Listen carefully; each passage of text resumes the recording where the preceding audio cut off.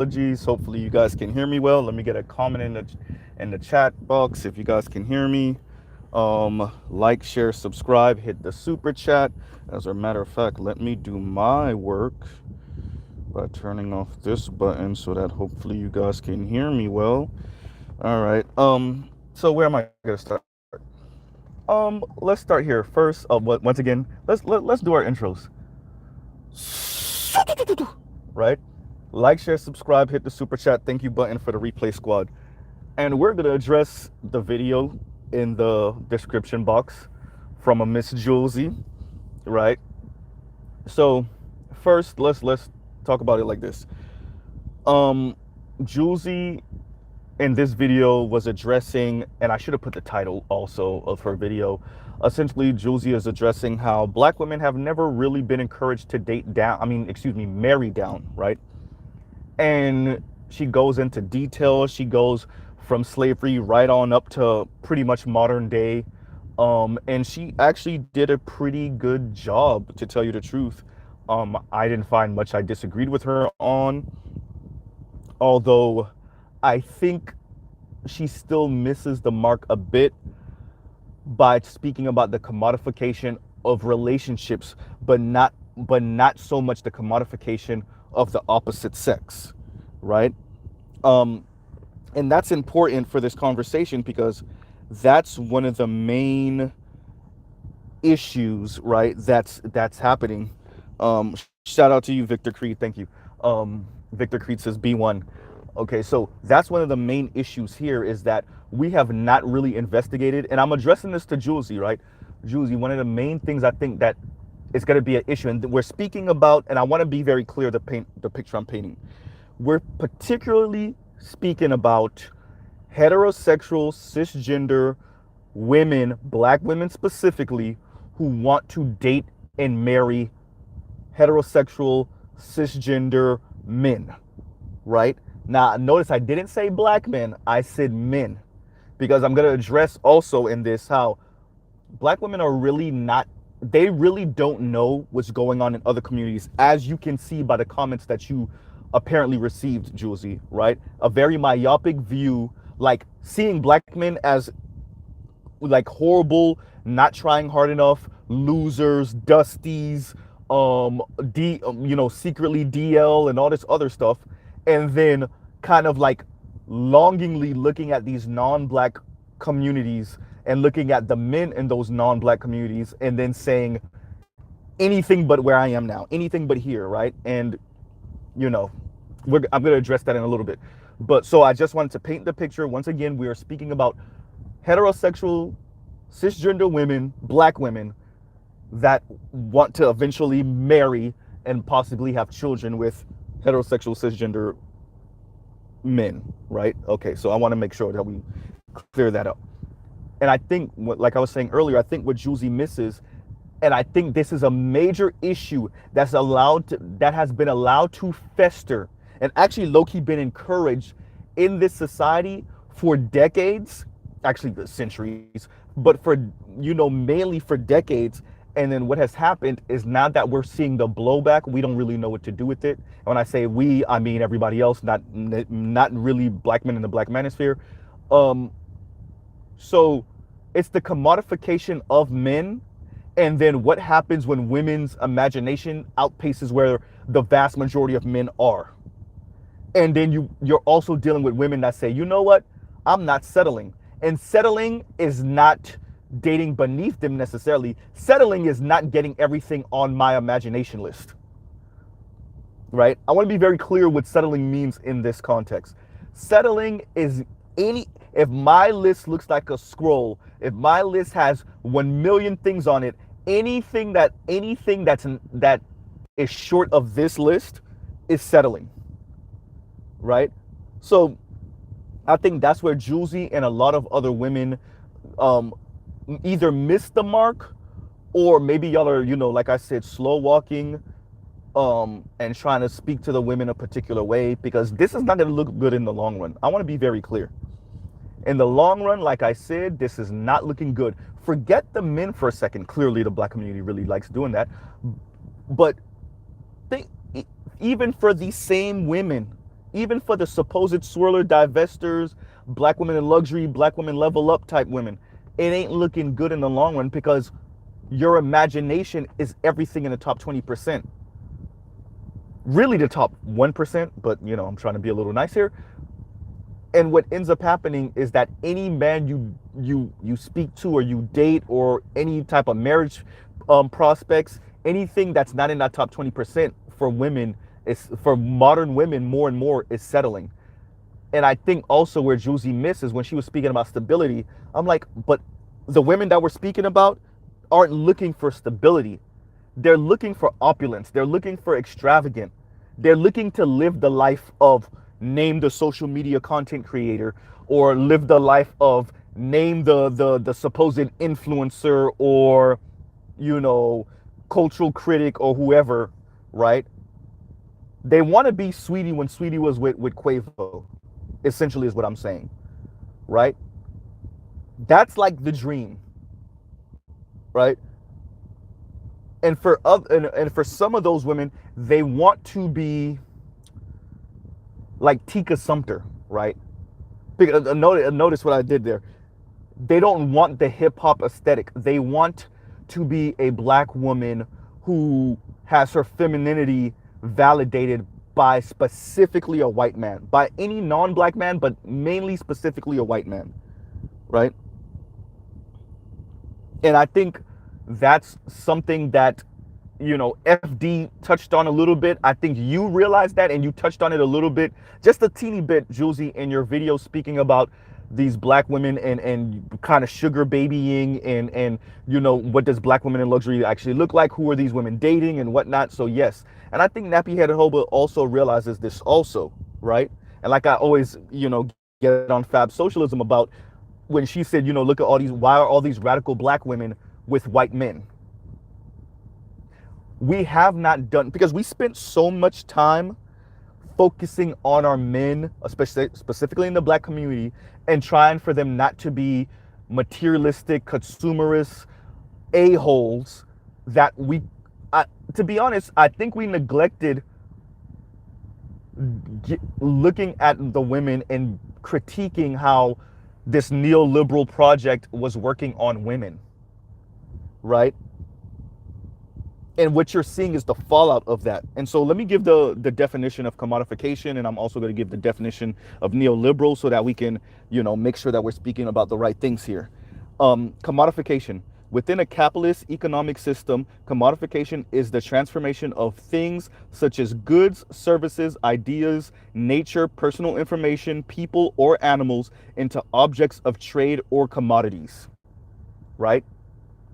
And neoliberal, the definition is favoring policies that promote free market capitalism, deregulation, and reduction in government spending. Now, when you lay that over what the black community is living, I want to specifically focus on certain words in the definition of neoliberal, right? Deregulation, right? Reduction in government spending. So if you're going to put that on a community, you know, level, it would be deregulation of like what the norms that we had put up to about the 1980s, really, right? The social norms, the deregulation, right?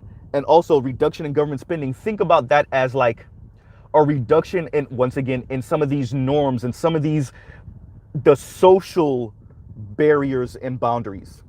And these particular women that we're speaking about, Josie, they want those reduction in boundaries, but not really. See, when you spoke about the trade-off for living in that type of lifestyle, right, that these women covet from these different communities, when you spoke about, yeah, but these women, like your mother-in-law still pretty much runs things in that house by proxy, which you didn't say that verbatim, I'm saying that, right? Those women don't think about that. These women are very myopic. And even after you, that was a really good presentation. Yes, I disagree with certain things, but that was a really good presentation that you gave, Josie. And even in your comments, the women were still saying, well, okay, maybe historically we didn't date down, but now we are. Now we have to address the elephant in the room with this, right? Once again, everyone, like, share, subscribe, hit the super chat. The elephant in the room is, if we've spent decades 50 years, give or take, since second wave feminism, with Title IX and grants and loans for black women and women in general, if we've been pushing women and black women specifically to go get their college degree, get their education, compete against the men in the workforce, right? Now, women still don't make more than men, even in the black community, black women don't make more than men, but enough women do, and enough black women do. How is this supposed to work? And I think this is where a lot of your subscribers, Josie, a lot of these other women, these divester swirler people subscribers, they're not doing the math and they don't care about the history. And once again, thank you, Josie, for the historical context. They don't care. Clearly, by the women in your comment section, as you can see, they don't care about the history. They don't care about the historical context. They don't even care that you're literally living what your foremothers supposedly fought for, right? They wanted these positions. They wanted these corner office jobs. They wanted this life. And so now that you can live that life, now you're having an issue. And I want to be very crass with what I'm about to say. So if anybody has any kids around or anything like that, please cover their ears or shoo them out the room. 5, 4, 3, 2, and 1. Now, because you can't get wet because the average man doesn't make enough to buy your ass, now we got an issue, right? Now we got an issue.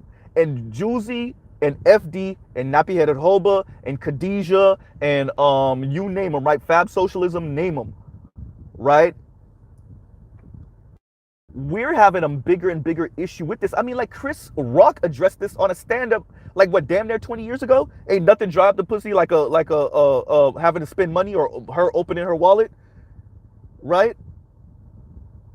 Like that's what we're so what was the point of second wave feminism if we couldn't draw the line between, okay, we want women to go and get equal pay for equal work, and we want them to not worry about sexual harassment or physical abuse, or if something happens to them, the cop comes and asks, so what did you do to him for him to hit you? Okay, if we did all of that, right, how do we then tie that to their intimate relationships? Because what a lot of the women are telling you, and I want to be very clear what's going on. What a lot of the women are telling you is that if I can't have the top 20% band, then I don't want anything. And I'm okay with that. I just have a problem with us ignoring that. And no, Josie, it's not just the swirlers and divestors and the black women in luxury saying that. More and more women, regardless of race, are saying that. And then, I don't know if you saw the video, Josie, of the white girl or the white lady, you know, speaking about the article, talking about how men are lonely, and she was low-key in glee of it, and she was like, well, we've done the work, and she's speaking about women, we've done the work and we've elevated it, and if that's what's animating these women, then they deserve to be alone and be single. As I said in my previous video yesterday, I foresee more and more women engaging in LGBTQ activity, not because out of essentially, and I want to be very clear, this is not a homophobic rant, once again, engaging in the L part, in the B part, in the Q part of LGBTQ as an act of political lesbianism. I can't now, if a top 20% man walks in the door, they're no longer on the L part of the game, right? But anything short of that top 20%, right? Or would they imagine, I don't want to be very clear, would they imagine that top 20% to be anything short of that? They're going to be engaging in these different other parts of the rainbow spectrum, right? And I'm saying that specifically because these women have commodified men in a way where a man is nothing more than a provider. He is a provider, maybe the occasional D provider, right? And protein provider, if you understand what I'm saying. But that's it. And I think we have a difficult time speaking about this because we're trying so hard not to offend women, and we're trying so hard not to be sexist, and we're trying so hard to tell the women, you know what, we're not saying that the men are right, but I mean, like, And we're trying so hard not to do that that we're actually not having the conversation. And I'm not, that part I'm not specifically speaking about you, Josie, because I see you, and that's why I said in the title, I see you speaking about these things, right? I remember the back and forth between you and Chrissy years ago, right? I see what you're saying to the women about kind of like this, be careful about this trying to, date up and hypergamy thing. And then also with this, that black women have never dated down. But along the way, you've gotten so much pushback, let's be honest, because these women don't care. And now I'm gonna specifically speak about black women. These women don't care because they've reimagined white women as all white women essentially living an opulent life. So they hyper focus, and as you said it in your own video, and I'm gonna add on to it, they've hyper focused on the top 20% of other people's communities and then compared the entire black community to the top 20% of everyone else's community. And then deemed black men lacking because black men aren't all in the top 20%. Right?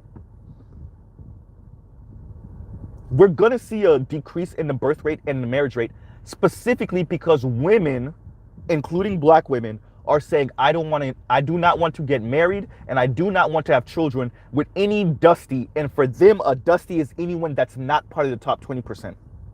This is before we get to whether she finds him attractive, whether he's tall enough or muscular enough, whether he's charismatic enough, whether he's funny enough. We didn't speak about anything about character flaws or personality yet. We're just talking about status and money, right? We didn't get into anything else yet. And that doesn't mean that these women may not necessarily have sex with other men, right? That's part of the bottom 80%. That doesn't mean that there won't even be women, obviously, that have oops babies from that bottom 80%, right? But what you will find is more and more women, especially educated women, right, with graduate degrees and definitely postgraduate degrees, are essentially saying, yeah, anything short of this, then no.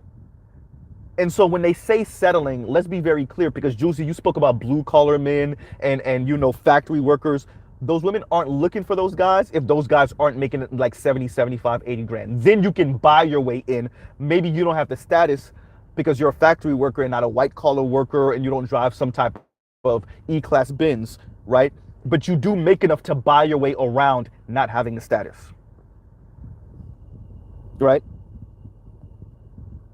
This is a very materialistic and consumerist understanding of manhood and masculinity. And what we're also dealing with, and I think we should address this, is it's not men that are having a problem dealing with, especially like Josie, I think you're around my age. It's not the men that have a problem dealing with this newfound positionality of women, right? It's the women that are having a problem dealing with their own newfound positionality in this society when it comes to their intimate dating and marriage lives. That's why the divorce rate is what it is. And specifically divorces because of money and finances. And look at who's filing those divorces. Right? This is a problem that we're having because no one really wants to address the elephant in the room. Greed is good, Gordon Gekko, right? In Reaganomics, in this neoliberal assessment of the world, wasn't only functioning on how the men, particularly the black men, were viewing the world. It also had an indelible effect on the women, particularly black women. And if we're going to speak about education, right? And systems and institutions, what do we call a really good college or university? Do we not call it a prestigious institution? So these women are going to college for 4 and 6 and 8+ years, and we don't think they've been institutionalized.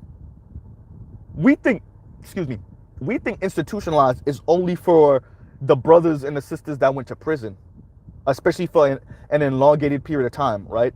Specifically the brothers. So we call them institutionalized because they've been in prison for 5 and 10 and 15 and 20 years plus. But the women who graduate obviously from high school and then go into college and university, specifically PWIs, and they're in there for 4 to 6 to 8 years. When they come back into the black community, often with all type of messed up notions about black people and black men specifically, how do we couch that? Why do we not see those people as being also institutionalized? Once again, the miseducation of a Negro, right? Yeah, these people are going to paint their critique and their criticism and them insulting black men is tough love or constructive criticism, right? Or telling one's truth. Of course they're going to, because they're black women. They're not going to, well, outside of the swirlers and divestors, obviously, right? But they're not going to paint it exactly how a white woman would or exactly how a white man would. So just because it's a black woman and she's air quotes critiquing black men, why do we not see it for what it is? This is a highly educated, institutionalized black woman who now has the lens of white supremacy that she wears when she speaks about black people, specifically black men.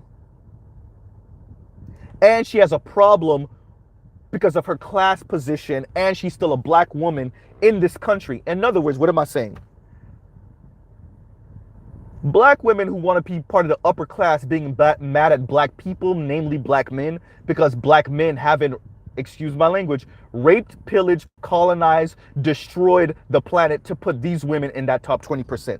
These particular black women. And the problem we're having is that most of us don't want to address that way. So, Josie, you spoke about the commodification of relationships once again, but you didn't speak about the commodification of men in the minds of many women. In this hyper-materialism that they want to engage in. Right? This hyper-materialism that they want to engage in, and the anger that they have that black men haven't, in their minds at least, black men haven't done the things to put them in the position to be chocolate dip, upper middle class, and rich white women. And I heard some of me coming through when you were speaking. I don't know if you've ever watched any of my videos. You know, I might be being a whole egomaniac by saying you have. Or maybe we're just coming to similar conclusions because we're both seeing the same thing. Right? And as I said in a previous video, it's a bit too late, but if you want to salvage whatever this project, this thing is in America we call the black community, we're going to have to go with some more zeal and speaking to the women. You know, kind of like how we've been doing to the men for umpteen decades. Right?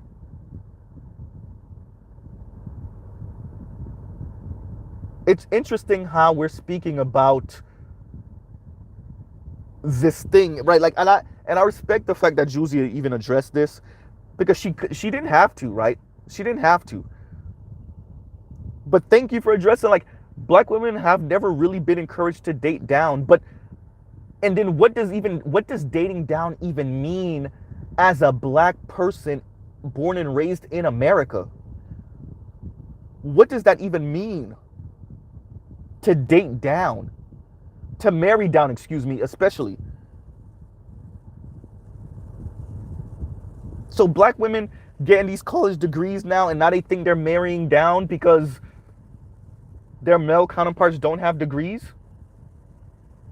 But then what you'll find is that that's the case across the board for every. Latina women have more degrees than their male counterparts. White women have more degrees than their male counterparts. I'm not so sure about the Asian community, but I'm almost certain it's probably the same thing. And obviously, indigenous women have more degrees than their male counterparts, right? And black women have more degrees than their male counterparts.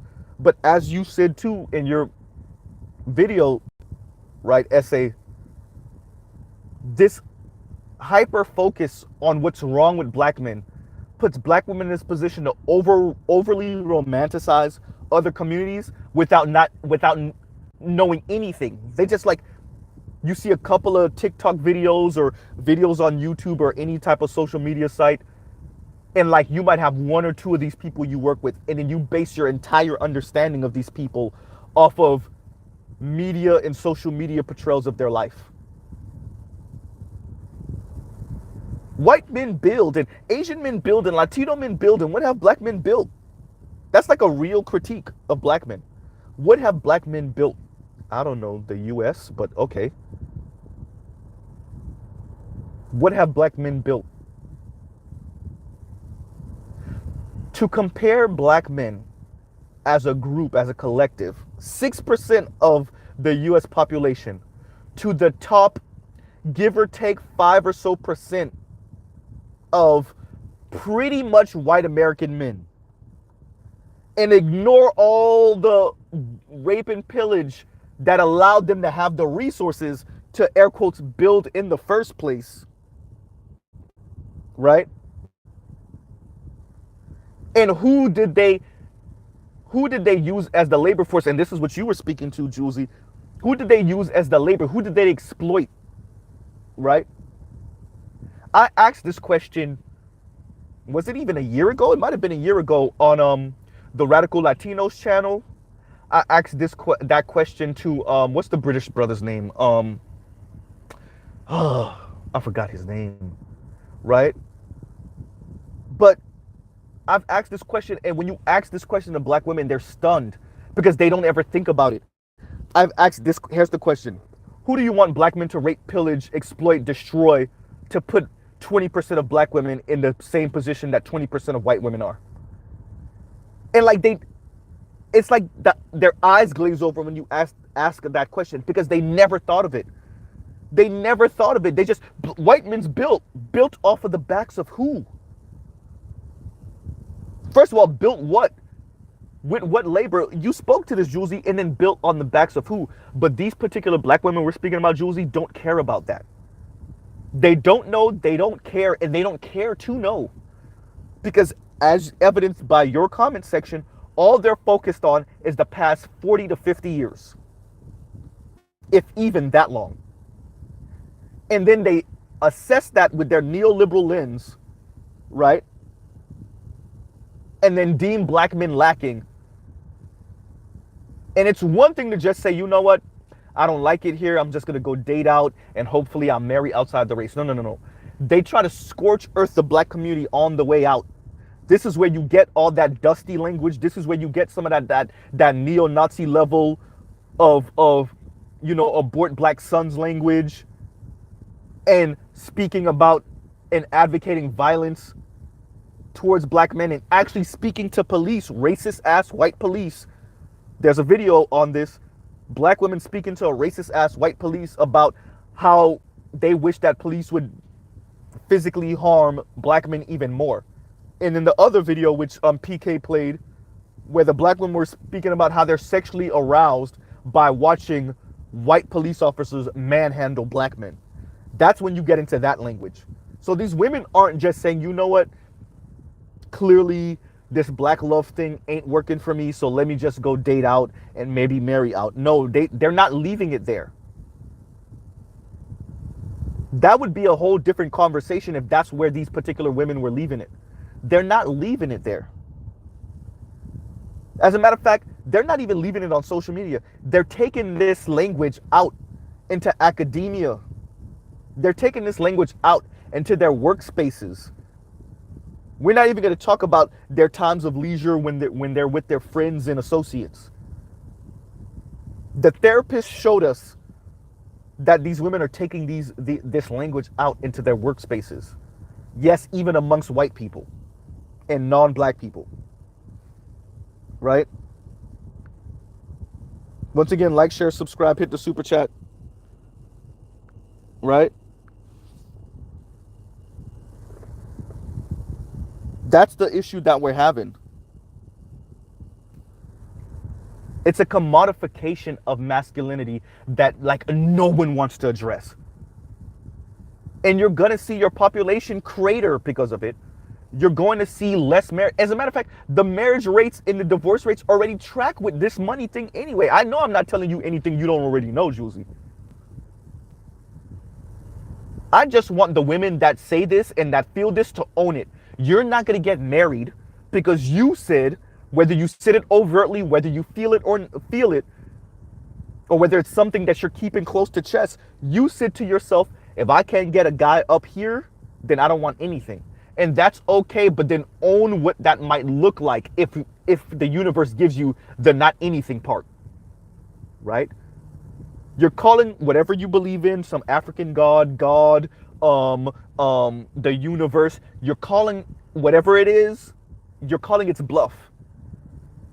And I don't know if that might work in your favor, right?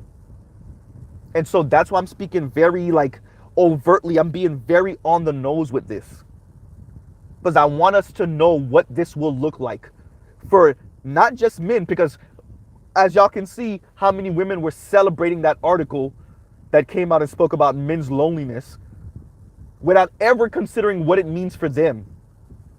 When you are the top 20% man, probably white man, you're on his rotation list as Wednesday, right? You're on his rotation list as Saturday, right? Like, we're not being honest with the women about what it looks like for them to be playing this game.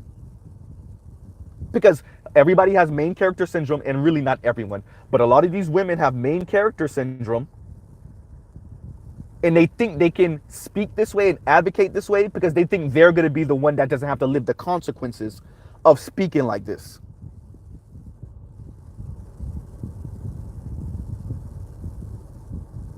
Right?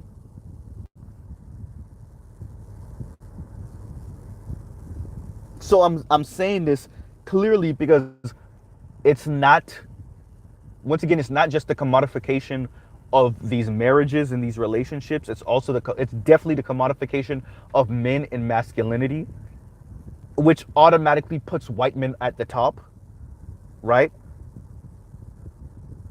And puts black men on the bottom. And then this conversation, and thank you once again for saying, when you say black women settle, what do you mean? Right? And like, it's really money related, but clearly black men still earn more than black women.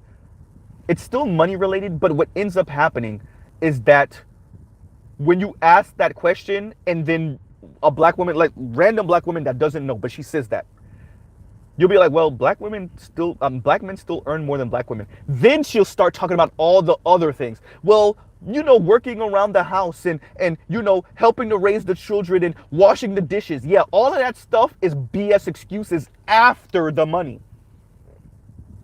See, when you block them out and say, well, black men still tend to earn more than black women, that's when they mention all the other stuff that they really didn't care about before the fact. Right?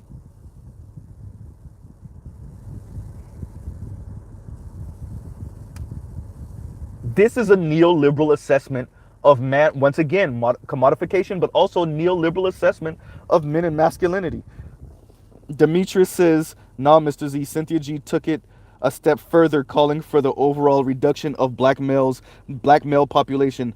By the way, I also told Themis that he's moving as if he's a black woman. He really is. And actually, I wanted to mention him also in this conversation by saying, also, Josie, one of the black men in this space, Dr. T. Hassan Johnson, had a conversation with, what is his name, Themis and Thought. And Themis said something, and I don't know if I really emphasized this last night, where he was like, yeah, but black men don't make enough more. Something like that. I'm paraphrasing, but black men don't make enough more than black women. In other words, and this is the question, then what the hell was the feminist movement about then? If it's turning around and inviting everyone in the rear end, including the women in their intimate lives. So let me get this right. You fought for the positions, you fought for the money, you fought for the status. Y'all don't even have parity in CEO, Fortune 500 companies and all these other things. But even with the current numbers, y'all are already mad about y'all love lives and dating lives and marriage lives, because you still want a man that makes that much more than you. This is insane. That is why the numbers are so skewed. So, there's data that shows that women tend to want to be with a man that makes about 58% more than her, right? Earns 58% more than her. But if you are a $40,000 a year woman, first of all, you're making about as much as the median man in America. But then 58% more, so roughly 60% more, means that he has to be making, what, 60 something thousand dollars a year? In other words, that shows why the marriage rates are what they are. Right? If to be in the top 20% in America, you have to be earning, I think, something like 75,000. With inflation, it probably is closer to 80 now, but whatever. Let's say anywhere between 75 to 80 grand a year. The women that are earning 50 and 60,000, which is not, it's not 70, 80%, but that's going to be more difficult for them because they want a guy that earns so much more than them. Right? And anything short of that, like I said before, is, air quotes, settling. So it goes back to what a couple of the mainly white feminists are saying, where we got to find a way to temper what the hell these women are doing and saying, because it's not even going to work in their favor. There was a woman in your comment section, Josie, that said, well, the math ain't mathin'. Yeah, the math ain't mathin', but it ain't mathin' in the way you think either. Or the way you would like either. It is as if no one sat down and spoke to the women about what gaining these positions in this society, earning more money, right? Becoming more, getting these academic accolades and going to Ivy League and earning more, what that would look like maybe for their intimate relationships. Once again, we've socialized the men to be more egalitarian, and it didn't even take that long. But the women are the ones increasingly, even sociologists are speaking about this. When it comes to, everybody wants egalitarian when it comes to the workforce. Everybody wants egalitarian when it comes to certain social issues. But once we start talking about marriage, all of a sudden, financially, the egalitarian conversation goes out the window. And how is that supposed to work when everything's interconnected? How do you want egalitarian in the workforce, but then that man needs to earn more than you for you to even consider marriage? How does that even work? How does the math?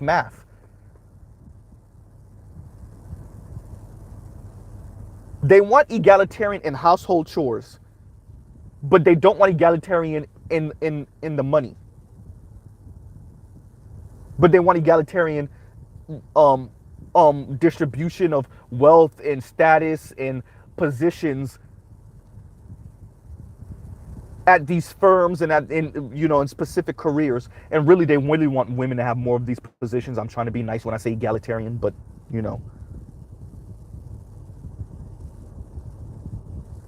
this doesn't even, the math doesn't math.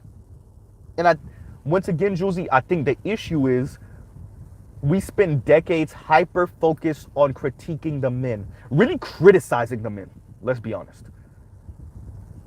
Especially in the black community, we spend decades hyper-criticizing the men, insulting and demeaning the men, and just couching it as tough love and constructive criticism. And now we're watching the fallout of that, and no one knows what to do because your daughters have turned into monsters.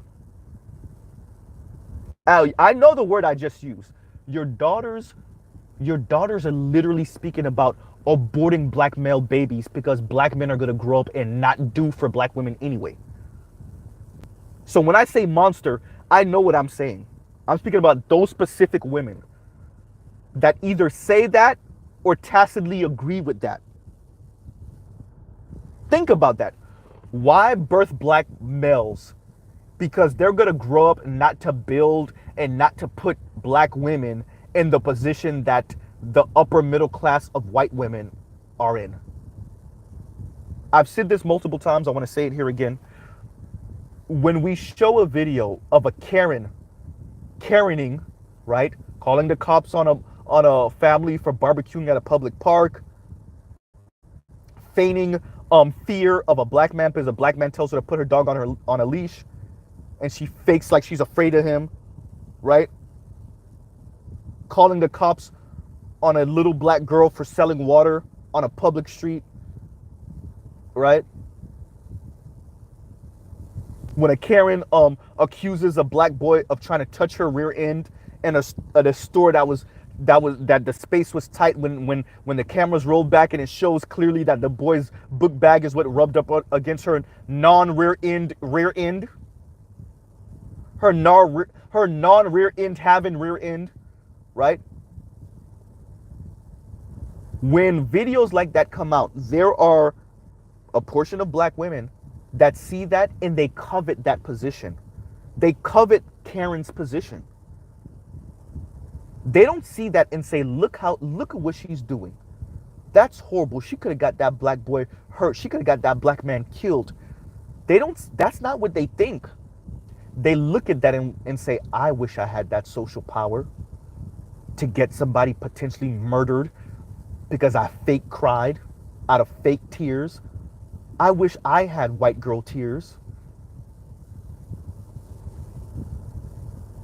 So while you and maybe nappy-headed Jehovah are speaking about the problems in this society, hop, jump, skipping at the slightest whimper from a white woman, especially directed towards black people, black men in specific, there are other women, other black women, who are jealous of that social power and covet that social power. And they're angry at black men for not giving them or doing things on this planet to put them in the position to have that social power, right? Demetrius says, oh, by the way, ladies, actually told Themis, don't think this gives you extra points. You're still a C. Let me see. You're still a C-ranked black man. They were rating men on his channel. Wow. So let's get that right. Themis did all of that. And he's been doing that for a while. This is not like what he did with Dr. T. Johnson. That's not even new. He did all of that. And yet, black women are still telling him he's a C-rank black man. And he doesn't even, from my understanding, he's not even into women. Think about that. You shucking and jiving for angry, bitter, resentful black women, these specific black women that I'm describing. You're doing all of that to protect their little fragile egos and to throw straight black men under the bus. And on your own channel, they tell you you're a C-rank black man. And not even for the same reasons that a straight black man would tell you that.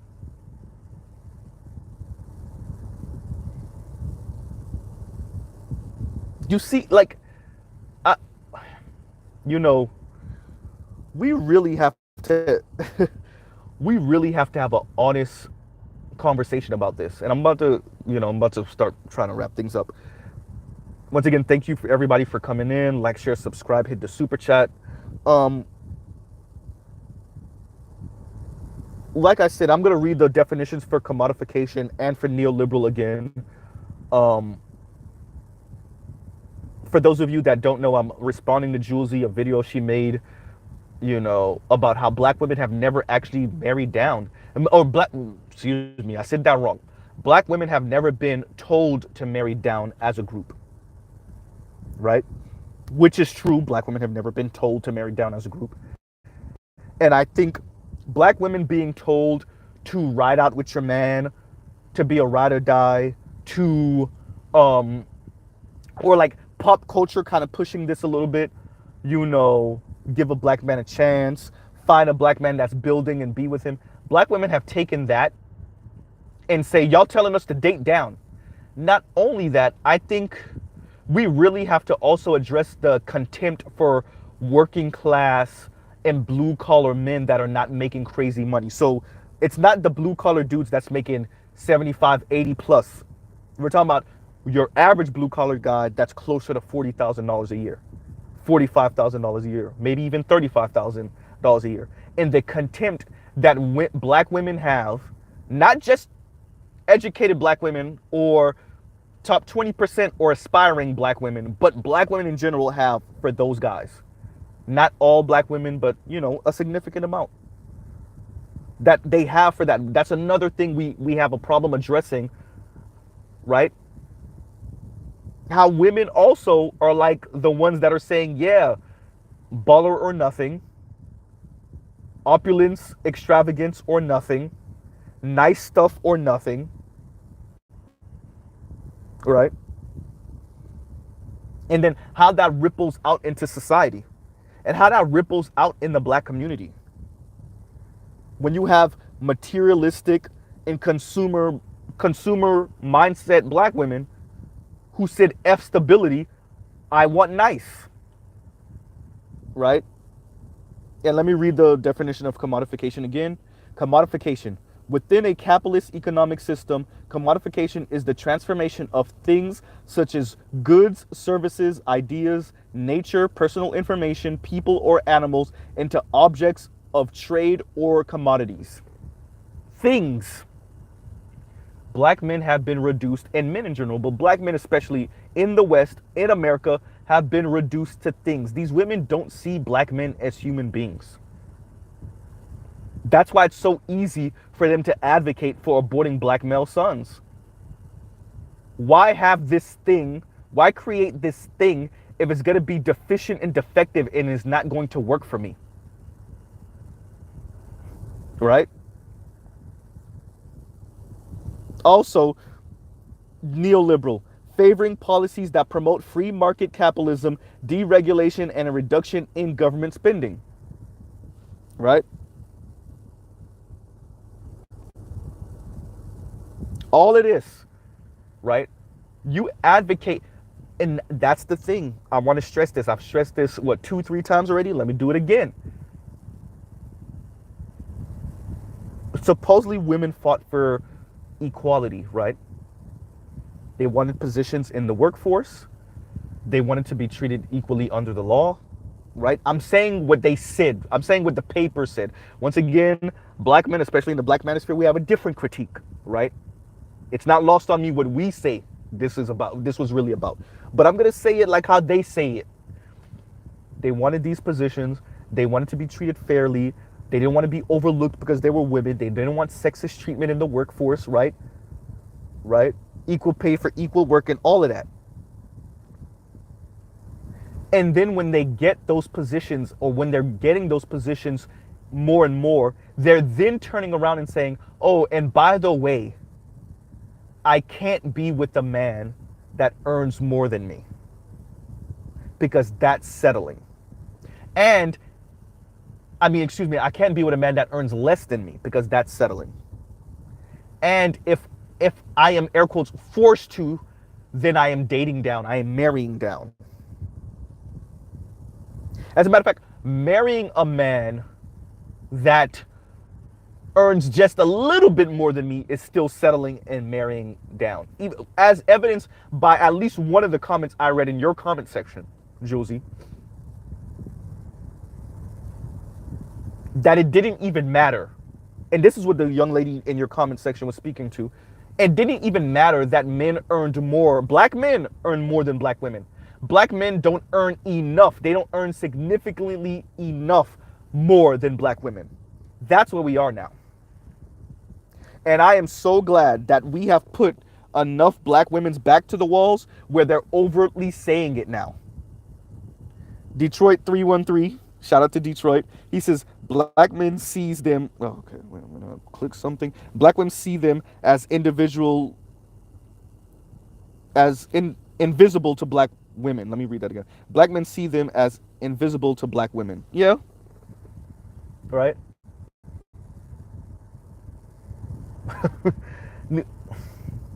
Like I said, it is a good thing that now These women are being very blatant and very overt and saying it very clearly. Now that more and more people are putting these people's back to the wall, and I gotta say people because Themis and Thought is a man, and he pretty much said the same thing. He said the same thing to Dr. T. Hassan Johnson that the young lady essentially said in your comment section, Josie, which is black men aren't earning enough more, significantly more than black women, right? This is before those women even start talking about the fact that there's 2 million more black girls and women in the country than there are black men. We didn't even have that conversation yet before they say the math ain't mathin'. They're saying the math ain't mathin' simply because black men don't make significantly more than them. And so this comes right back to what I said before, a neoliberal assessment of black men and saying, you know what? I make 50, that nigga need to be making $250,000, $500,000, $1 million. I'm gonna sound crass again. That nigga need to buy me. By the way, it's never really bought because she still reserves the right to divorce you because you left the toilet seat up one too many times. And I know it sounds crass, Josie, right? I know it sounds crass. I know. These women aren't asking for these men to buy them. Yes, they are. Yes, they are. They're not going to use those words, but that is what they're saying. If you want to be in a relationship with me, the entry price is $100,000 a year. For me to take you seriously, not about having some bedroom fun, right? Not about oops babies because we were having too much bedroom fun and I don't want to abort this child, especially if it's a girl. No. For me to take you seriously as a relationship and definitely marriage prospect, yeah, this is how much it costs. Which, by the way, nothing wrong with that. That's these women's prerogative. The issue comes in and when that doesn't pan out and now they're going around the world, going around academia, calling black men dusties and then creating bigger, long characters in movies, right?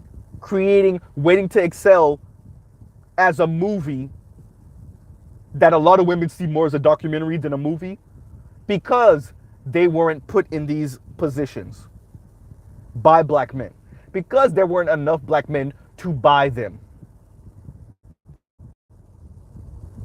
That's when we get into issues, right? Spain Man says, black men don't make as much as black women. Source, my feelings. Seriously, if y'all remember, shout out to the brother, the Roger Report, the sister that has the mixed child. Apparently she was in a relationship with an abusive Latino dude, white Latino dude. And she said, well, there's more black men in prison than such and such. And we all started citing our sources and not only just disagreeing with her, but showing her and giving her links that says otherwise, and she still stood on it. So Spain Man is not incorrect in what he said. Black men are in prison more than, I think, did she say college, or there's more black men in prison than out? And we were like, wait a minute, that what? But once again, this is what we're dealing with.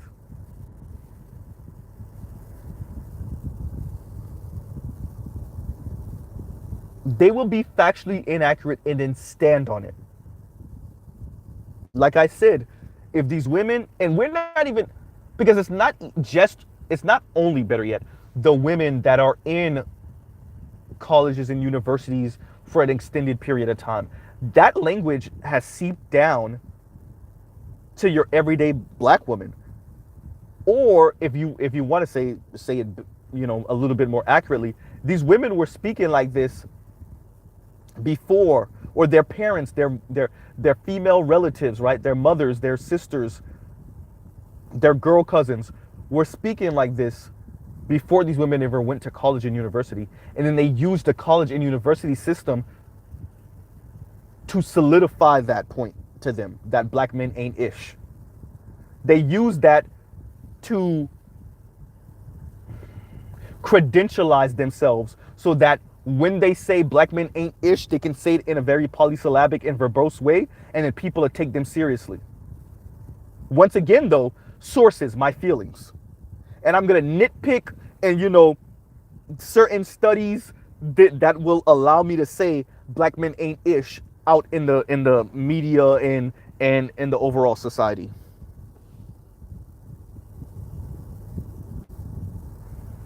Right?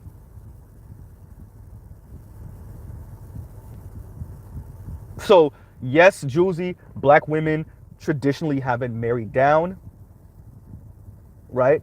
And even you have put these women's back to the wall with your video, which, by the way, only has 24,000 views. Because black women ain't trying to hear that. Because, like Spain, it's about their feelings. It truly is about their feelings.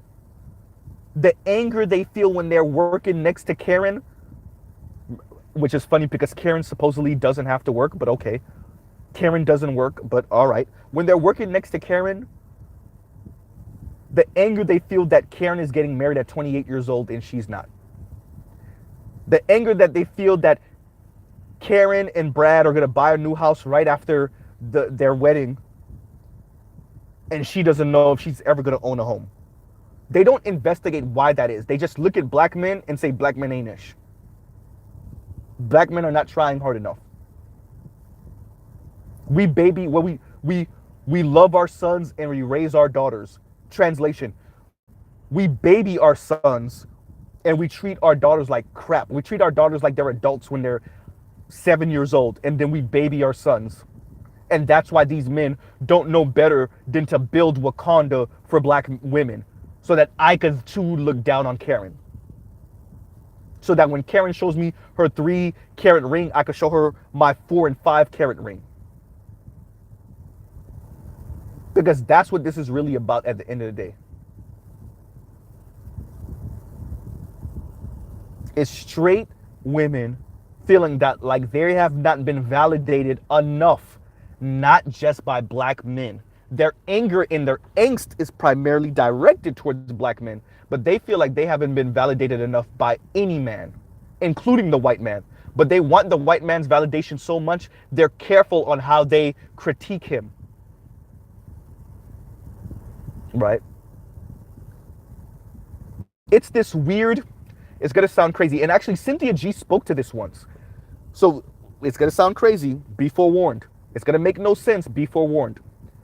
Black men haven't put black women in high enough of a position so that black women can then eeny, meeny, miny, mo what type of man they want to marry outside of the black community. In other words, you haven't put me in the position to be coveted by non-black men so that non-black men could chase after me.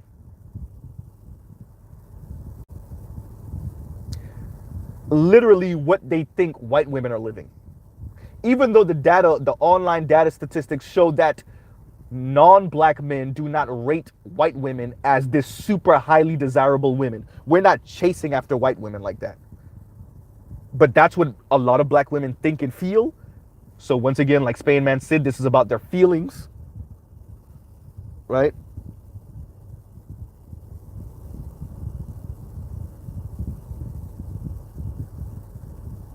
So once again, Josie, you hit it on the head with that video, right? And what these women are saying, and this is what I was trying to say to Kim from Poor Harriet, these women won't let go of the idea that a man is his money.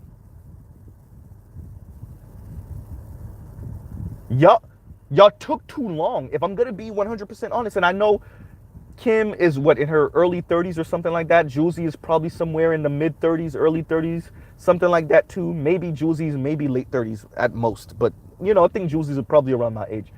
So when I say y'all took too long, I'm not specifically talking about y'all. I'm saying overall, like that brand of like, I don't know if it's black feminism or womanism or like whatever conscious thought that you guys occupy, whatever, or you ladies better yet occupy. So yes, maybe not y'all in particular because you're only in your 30s, but like that general thought process, y'all took too long. Y'all spent way too much time hyper focused on the men that now look at the women. They've run amok. They sound insane. All over Twitter, all over YouTube, all over Instagram.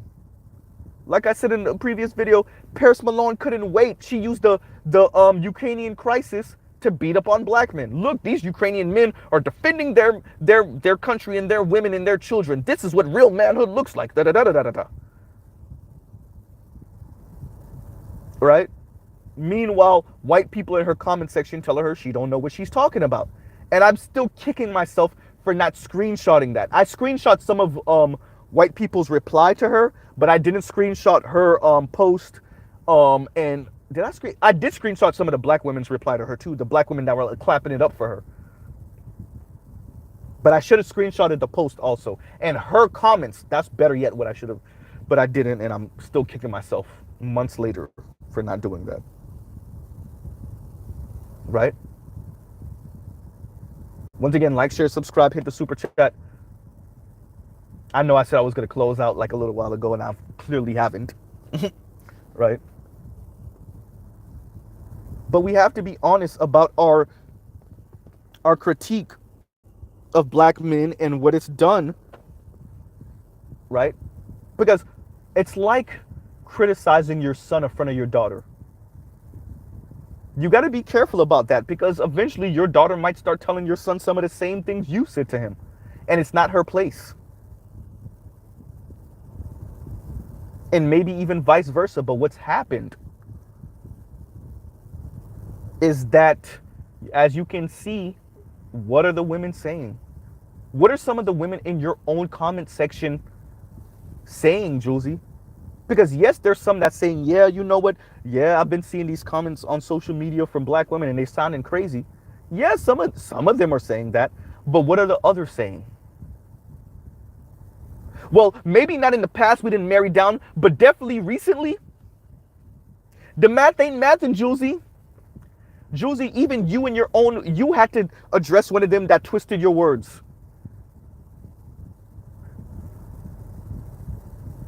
And they're going to continue to do that.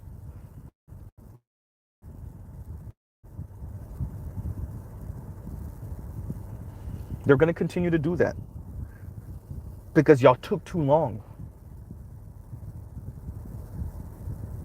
And now these women are so upset. They're mad at black men. They're not mad at the system. Let's be very clear. The system lied to them about getting their degree, and then like, boom, you graduate with your degree and you're gonna walk right into a $100,000 a year job. The system lied to them. No one overtly said that to them, maybe, but it was kind of in the atmosphere. You're gonna walk out, you're gonna have this $100,000 a year job, and the man of your dreams is just gonna fall out the sky and sweep you off your feet. And then, if you want to work, you can work, but if you don't have to, because he's gonna be making so much money. He's gonna be earning so much money. He's gonna put you in such a great lifestyle that if you want to be a stay-at-home wife, then you can be.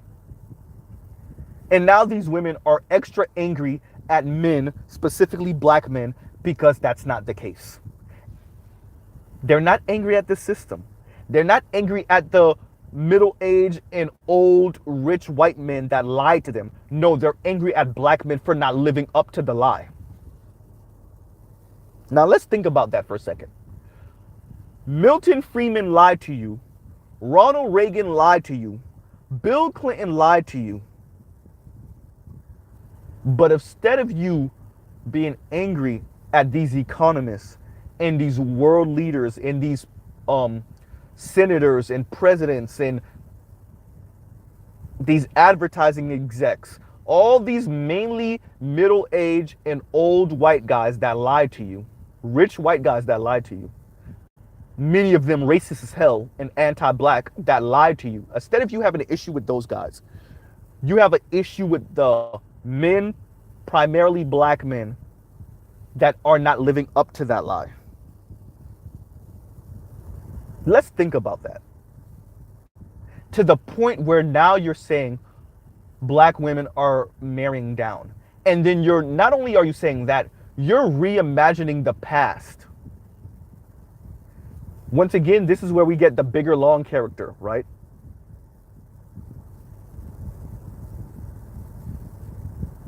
That's where we get that from. The issue is that black men are bums. They're not trying hard enough. Forget racism, because intersectionality has informed me as a black woman that I have it double and triple times worse than black men. So why am I making it and he's not? Whatever making it means, that's a different conversation, right? So I'm in this position and he's not. And even if he was, he would probably go and date and marry a white woman, a non-black woman, but a white woman anyway.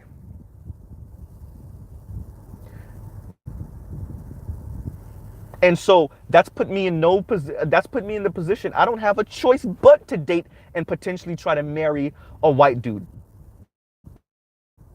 This is where we get into the sugar baby conversation. This is when we get into the hypergamy conversation. This is when we get into the dating and marrying up conversation. This is when we get into the not settling conversation, no struggle love conversation, right?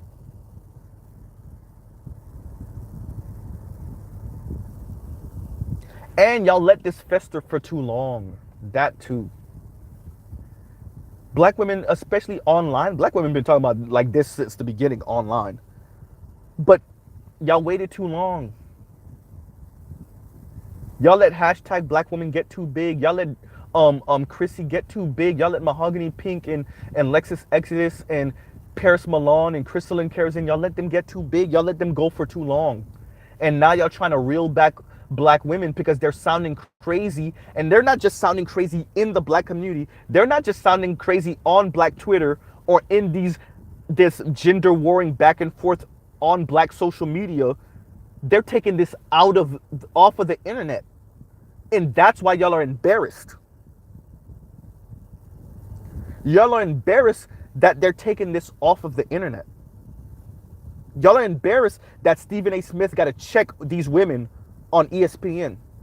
Y'all are embarrassed that that therapist put out that video for the entire world to see. Y'all are embarrassed that black women were dancing on Kobe Bryant's grave in front of the world on social media. Y'all are embarrassed that black women were dancing on Kevin Samuels' grave and it looked very tacky and ugly and disgusting in front of everybody in the world. And I'm not specifically talking about you, Josie. I'm saying that kind of black women space that you occupy, y'all waited way too long to take action. If y'all even call what y'all doing taking action. Y'all are embarrassed that you can see on these different videos where white guys are on or oh, that's another one. Y'all are embarrassed that Aunt Karen is mad that a white guy went to 50 states and dated pretty much 50 white women. It's embarrassed to see black women having an issue that a white guy did what white men do. And almost demand that he diversify his dating choices. How disgusting and ugly and desperate does that look? Y'all are embarrassed that black girls and women are all over the Fung Brothers comment section drooling over the idea of an Asian man dating them.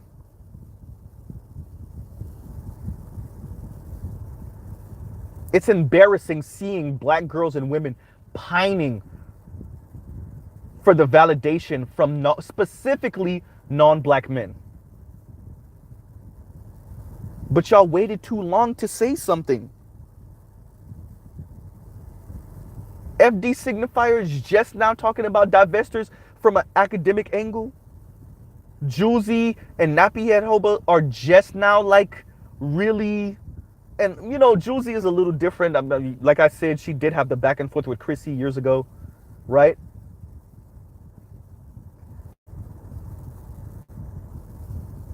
Khadijah's talking about the menses are lonely, right? Fab socialism, she mentioned it. I don't know if she ever covered it after the fact. Why are all these radical black women with white men in relationships with white men? T Noir is just now really kind of critiquing this. Y'all are late. Look at, when you critique it, look at how the women come after y'all. Some of your own subscribers.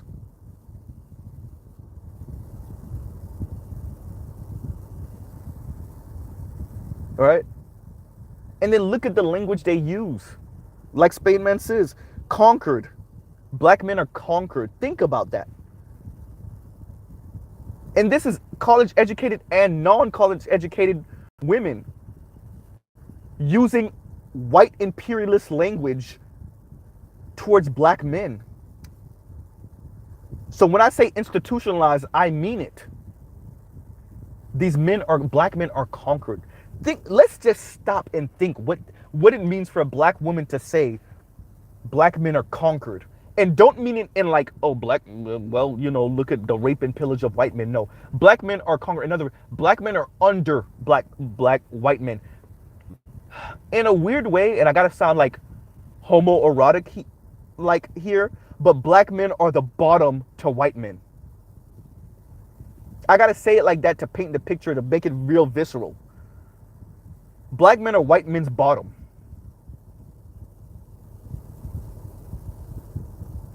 Right?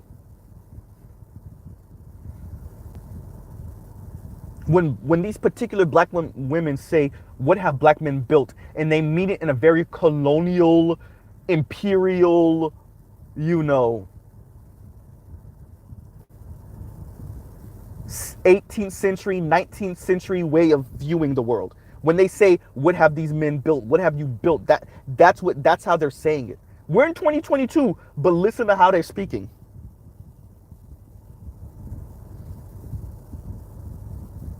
So we went right back to the slave plantation, and black men are not black men. Black men are boys.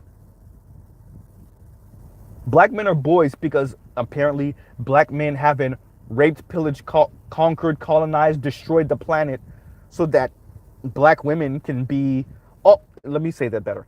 All black women can be the top 20% of women on planet Earth.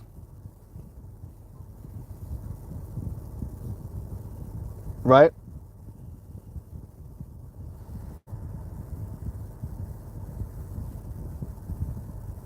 So when you say, Josie, that black women have never married down, were never encouraged to marry down. I got to phrase that right. Black women were never encouraged to marry down. These women can't hear you. They can't hear you because for the better part of 50 years, all we've told them is how black men are deficient and defective, and black men are not going to show up for you, and right?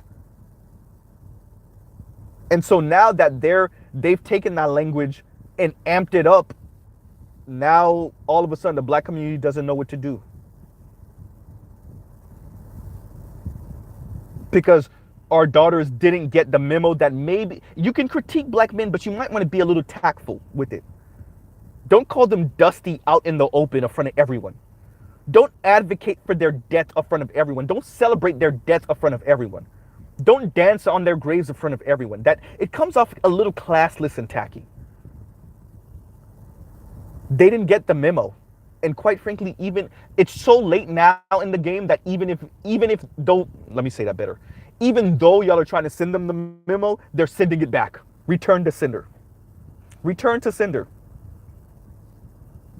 They don't want the memo anymore. They want to, let me say this very clearly. They want to dance on the graves of these men. You could say what you want about Kevin. Okay, let's put Kevin Samuels to the side. Okay, black women dancing on Kevin Samuels' grave was justifiable because the way he spoke about black women. Okay, so y'all say. Explain Kobe Bryant then. Uh-oh. Kobe Bryant's unforgivable sin was not marrying a black woman. Being a rich, famous black man and not marrying a black woman. They don't care about that rape allegation. Don't even go there. Kobe Bryant's sin, his unforgivable sin, was being a rich, famous black man and not validating black women by marrying a Lizzo and I'm not trying to make fun of these women. I want to be very clear why I'm saying these particular women. A Lizzo or a Gabby Sidibe black woman and validating black women that way. Once again, for Gabby, if you ever hear this, I'm not trying to make fun of you. I'm saying something for a specific reason. And that was Kobe Bryant's unforgivable sin. And so we dance on his grave. And the women said it. Like, I don't even have to make this stuff up. They said it. God punished him by taking him and his favorite daughter. Women were saying that on Twitter. I'm not even making that up. You can find them comments yourself. Or find those comments yourself, better yet. I'm using too much ebonics right now. Right?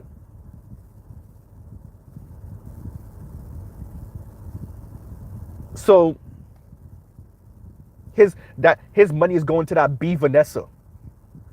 All of that, and your money going outside the community. I mean,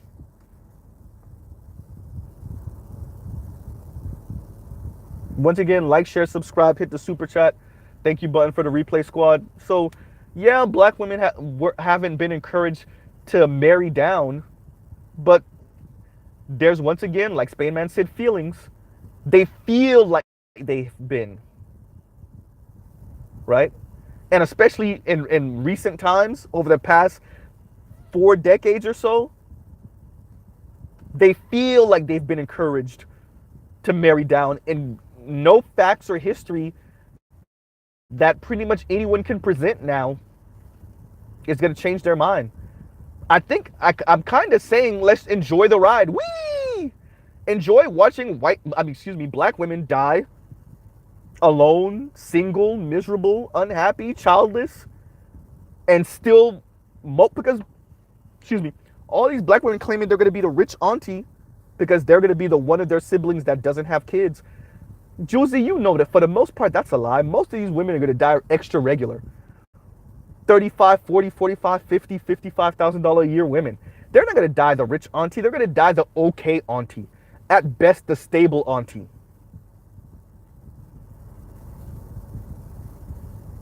Right? Yeah, a few of them are going to be making some 70, 75, 80 grand a year. Maybe even 100. Let's say, okay, a super handful. But let's say even 70, 75,000. You're the stable auntie. You're still not the rich auntie.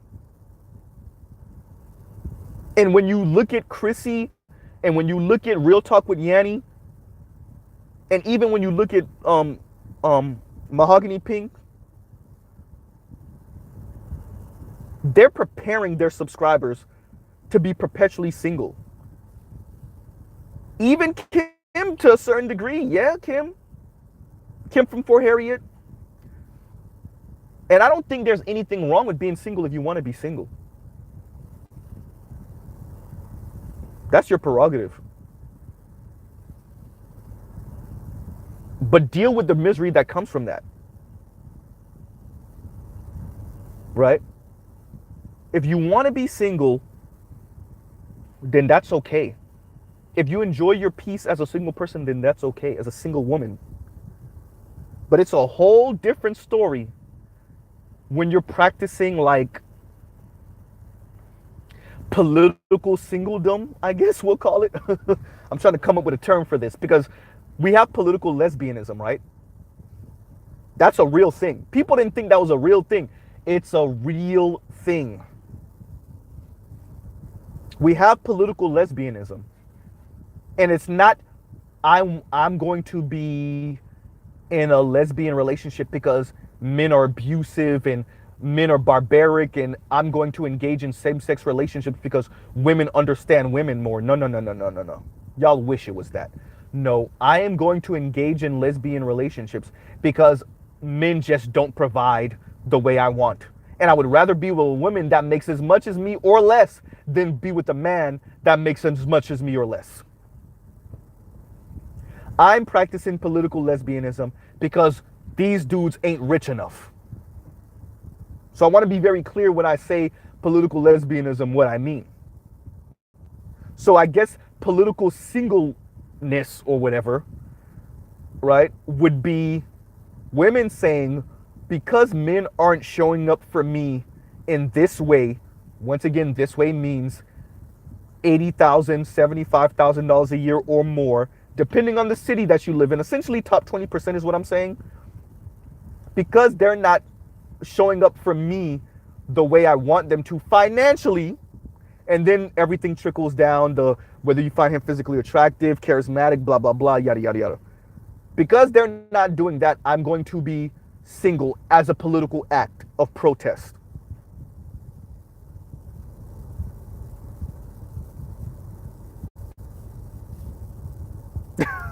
Chubb Bentley says political pansexualism. Yeah, that too. That too.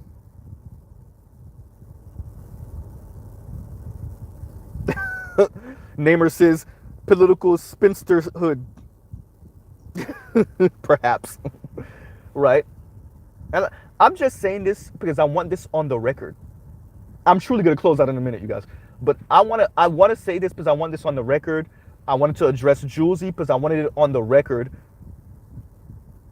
Right? That Josie, she made her attempt. And I think that's really her. I think she's going to continue to make videos like that. It's pretty much telling the women in her own way, because she's a woman. She's not going to say it the way we're going to say it as men. Y'all bees sound crazy. Right? And I'm not trying to put words in her mouth. She might not even be trying to say it like that. I'm saying that, though.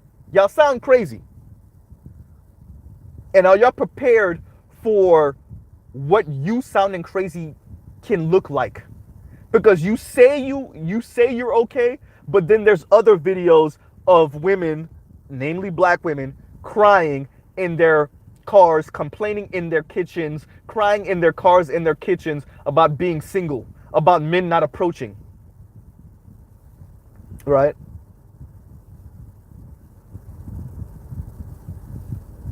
So are y'all prepared to actually deal with what your worldview can potentially look like in 5 and 10 years? Because so many of you are saying that, that's enough. Like I said in the other video, something like 44% of women, not just black women, but women, are saying they haven't had sex in some 2-3 years. And some 1/10 of women are saying they haven't had sex in some 5 or so years. Are y'all prepared to go the long haul with that? Are y'all prepared? And that's just sex, right? But I would argue anything intimate. Now, maybe the numbers aren't that large when you start saying just intimacy, but anything intimate, I would argue that those numbers probably are reflected with kissing, with touching. I mean, didn't we, and I actually want to play that clip too. Chantel covered it. Chantel Simone covered it, where the sister, the light-skinned sister, was crying and saying, she doesn't have her name said consistently. She no kisses, no hugs, all of that. So not just the physical act of sex, but all of the stuff that come with having a person touch on you and kiss you and love upon you and tell you that they care about you. See, women talking all this gangster stuff, right? What the young dude say to, y'all rapping, but in reality, you dying inside. But you want to keep the stiff upper lip. You want to keep on showing that you're stoic and no, I could take this. You breaking. You're shattering inside. You're shattering. You're cracking, you're shattering, you're breaking. Name the word. Say the word, right?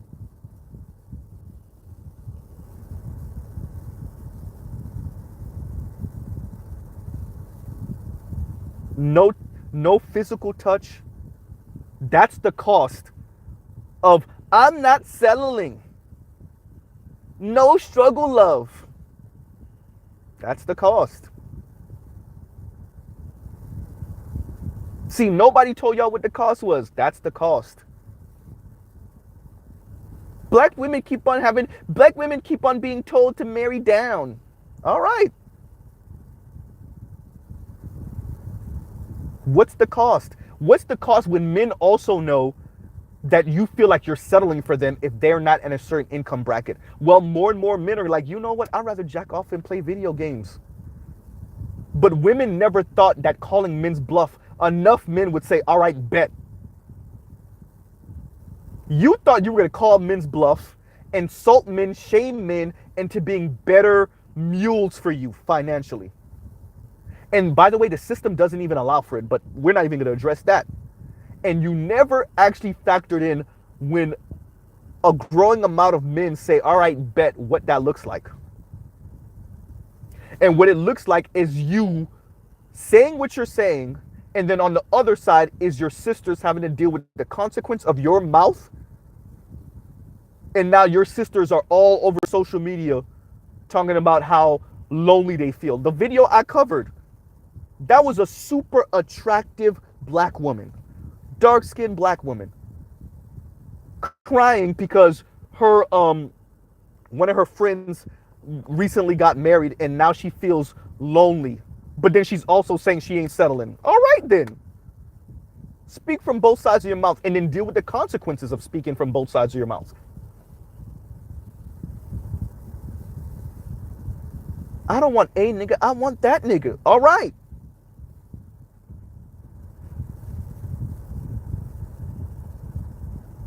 Y'all keep on calling men's bluff. And I'm saying most men are not part of the manosphere. Most black men are not part of the black manosphere. They don't even know the language we're speaking, but intrinsically, they're like, all right, bet. And y'all didn't factor in what all right, bet look like for your life. Not for the men, but for you.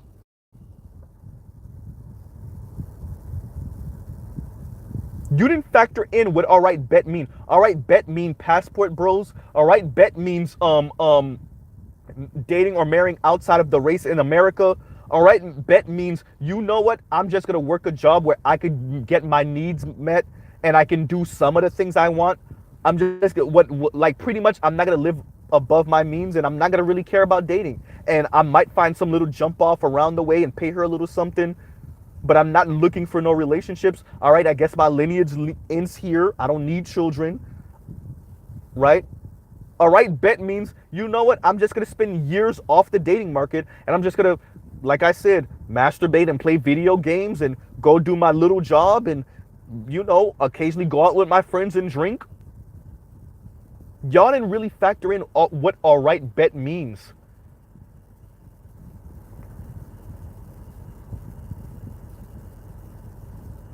Not even that y'all didn't factor.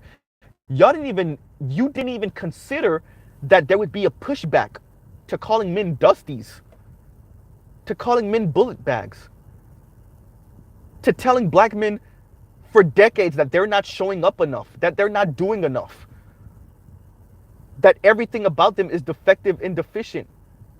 You never considered that there would be a pushback. How insane is it to keep on punching someone and think they're never gonna punch back? Right? Like, share, subscribe, hit the super chat. Obviously, your super chats will be read out loud.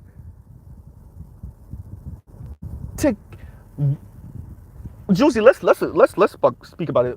First of all, if Josie was listening to this, she's definitely not listening now because I've been on for a while, right? So I'm just gonna keep on saying her name, but clearly consider to be a black man in your early 40s, somewhere in your 30s, right? Maybe even your late 20s, better yet.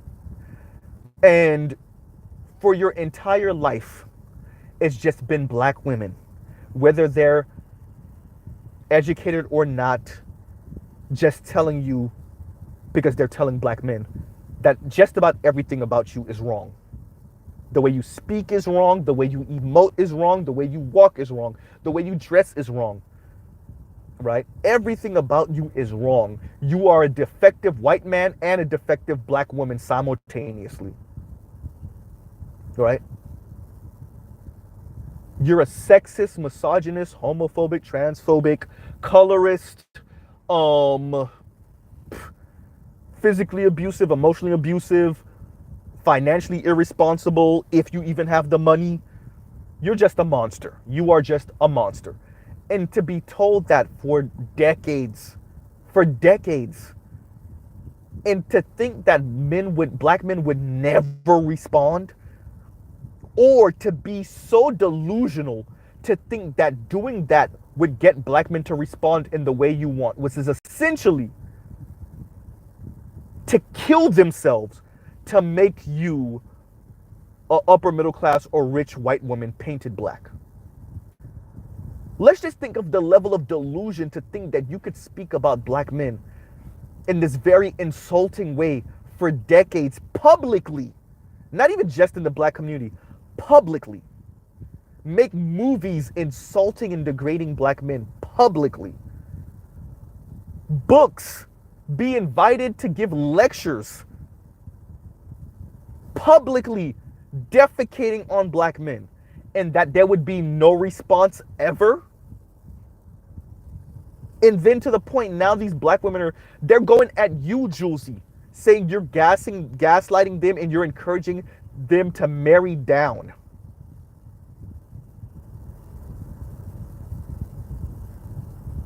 Think about that.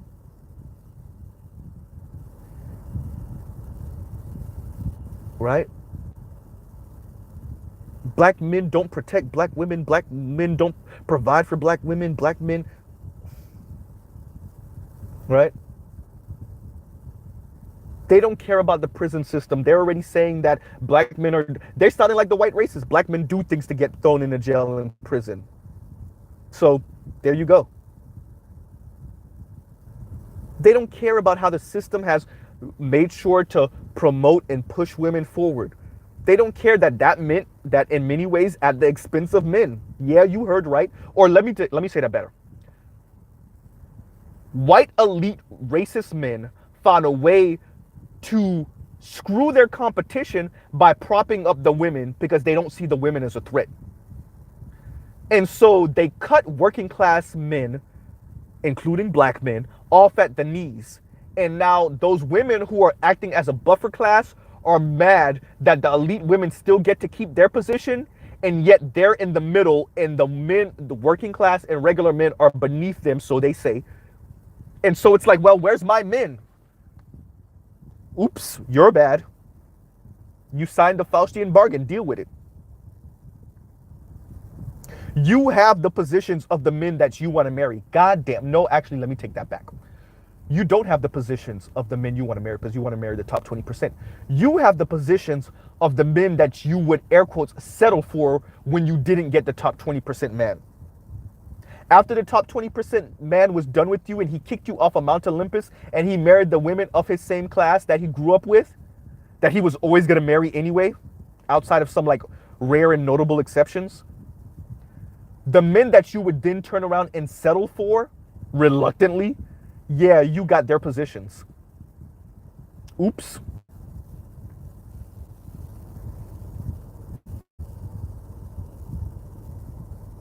Right? You're bad. So to the women in your comment section saying the math ain't mathin', Josie, yeah, the math ain't mathin', but in more ways than you think.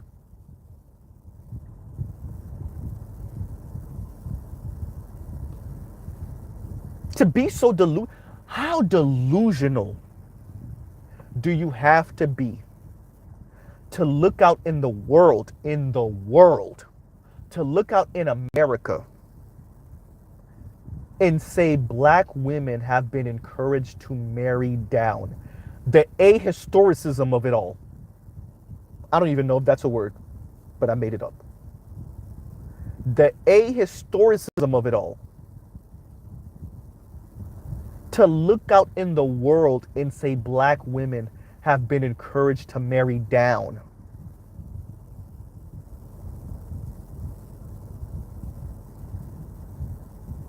And to say black women are the only ones that are encouraged to marry down. Huh. Meanwhile, all the data shows that it's really working class people not getting married because essentially, and none of the sociologists want to come out and overtly say it. The women are saying, yeah, you don't make this much money, so I don't want to get married and have children. So yeah, the top 20% man can either buy me or I'll just stay single. I might have a oops baby, but I won't marry the father. So like everybody's seeing the same thing. We're pretty much all coming to the same conclusion, but for the most part, the political right thinks they can fix this by going back to the 1950s, and the political left think that they can fix this by ignoring that the women are essentially throwing a temper tantrum and saying, I don't want to marry the bottom 80, bottom 75% of men. financially. I'm not saying these men are bottom anything with character and personality and their physical fitness and anything like that. Their knowledge, I'm saying financially. Shout out to my brother PK Angel. You're right. PK says, but black women never marry down. Yeah, they never did. They never were encouraged to marry down. And Josie addressed that. She was correct. Her video was actually kind of on point. She did it in the best way she could without saying you bees are delusional. Where are y'all getting this crap from? Because she knows where they're getting it from. And so she tried her hardest not to get on Chrissy's radar again, not to get on Paris Milan's radar, not for Real Talk with Yanni to come at her, right? Not for Mahogany Pink to put her as some mammy or Lexus Exodus to go at her. She tried her hardest. She did a good job because they can't address her now because she backed their ass into a corner. So all they're going to say is, well, okay, maybe historically it's not true, but in recent times, and then they just keep on with the BS. She did a good job tiptoeing around all those other women, and that speaks to the sisterhood. Josie, all you did was prove black men right. We spoke about the sisterhood, and those of you that are a little bit sensible, or even those of you that ain't sensible, but once in a while y'all disagree with the sisterhood, look how y'all got to tiptoe around them. Because you could say what you want about black men. We ain't tiptoeing around nobody. When we disagree, it be all out war. Y'all ever seen the Black Manosphere? It be all out war when we disagree. We don't care. We done had niggas say, hey, pull up. Here's my address. But y'all in the sisterhood, even those of you that are not really part of the sisterhood, look how I got to tiptoe with stating facts in history. Josie, you stated nothing but facts about the history of marriage, what it's traditionally meant, especially when you're working from colonialization and up, what the institution of marriage means in America and what it was built on. You stated facts and you still had to tiptoe.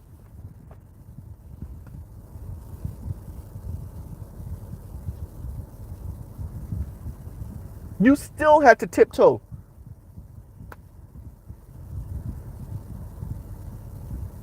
Right? Once again, like, share, subscribe, hit the super chat. And all you said is black women never, because, and Josie, this is what you're not saying. Excuse me. Saying black women had to date down is less about black women's choice and agency than it is about defecating on black men, because I'm sorry, I keep on saying dating down when I mean marrying down. My apologies to everyone. If you hear me say dating down, I really mean marry down. So, I just want to get that out there. But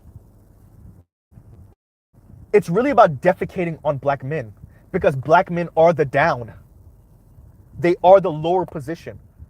And I know you know that and you didn't say it, so let me say it. It's not about black women saying, you know what, there go a crackhead over there, let me go marry him. No, what these women are saying is that any time you marry a black man that's not upper middle class or rich or some type of elite or have some type of position or status, you are marrying down. That's what these women mean when they say marry down. Right? Shout out to Dr. Thunder. He said here to support. Right? Dr. Thunder, this stream is a long one. I don't know if you're going to be able to listen. You might have to listen to this at 1.25 or 1.5 speed when I cut it off, because this one is a long stream. I've been up here for a little while. Right? And for those of you that don't know, I am addressing the sister Josie. And her recent video, the video is in my description box. You can watch it after this. Her video where she says black women have never really, and she's essentially saying black women have never really been encouraged to marry down. Because apparently she made another video speaking about this on her Patreon, and the swirlers, divestors, black women in luxury, the hypergamy types went at her saying that she was gaslighting black women. And so she had to slow walk them. She had to take their hand.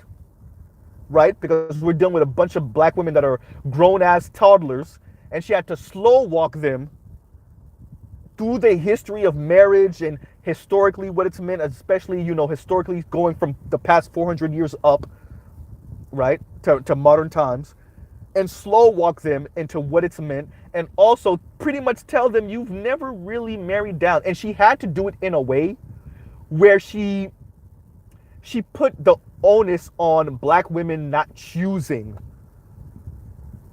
to marry losers knowing they were losers, right? She couldn't really, how am I trying to word this? She couldn't really say like, y'all are saying black men are the down just because they're black men. She couldn't do that. I know she couldn't do that. So she did the best she could with the tools given without trying to enrage the women even more. Right? So that's what I'm addressing. And I'm trying to tell her, like, it might be too late. It might be too late. I'm not saying it is, but it might be. Because y'all spent so long, gassing these women, emotionally masturbating them, right? Encouraging them to a certain extent to go down this road, and now look, right?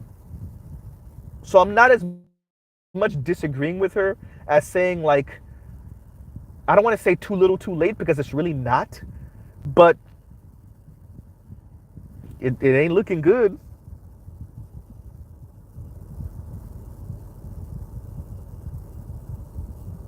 It's not looking good. We know black women never, like I said, I want to say this again, maybe the 1 millionth time I said it, to look at history and to say black women keep on being told and encouraged by this society, this Judeo-Christian, consumerist, materialistic, capitalistic, right now living through a neoliberal order society, to look at this society, this one, America, this one, and say black women have been encouraged to marry down. I'm going to give it about 5 or 10, I'm going to give it 10 seconds. And let's think about what I just said. This society, black women have been encouraged to marry down, to say that in this society. Let me give it 10 seconds. Y'all go ahead and think about that.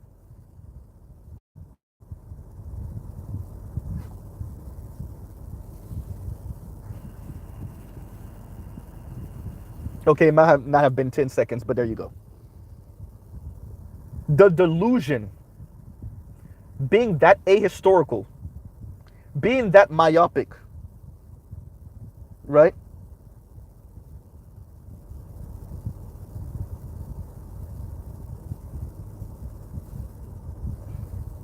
Being that myopic.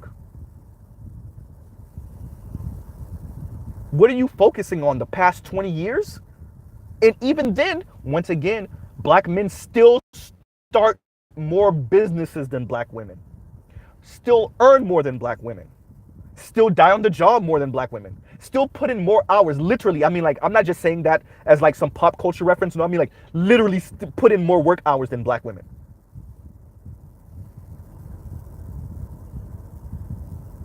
Per capita, black men still earn more. And to look at the environment and say, okay, because a couple of black women have some position now, black women have the fastest growing entrepreneurial rate, supposedly, right? By the way, during the time of entrepreneurship being at a 40-year low, so I don't know if you want to brag about that. It's like being the best rapper alive when it's all a bunch of crappy rappers, but whatever, cool. Right? And to say, you know what? Because we have this little thing that we're winning in, we're marrying down. What?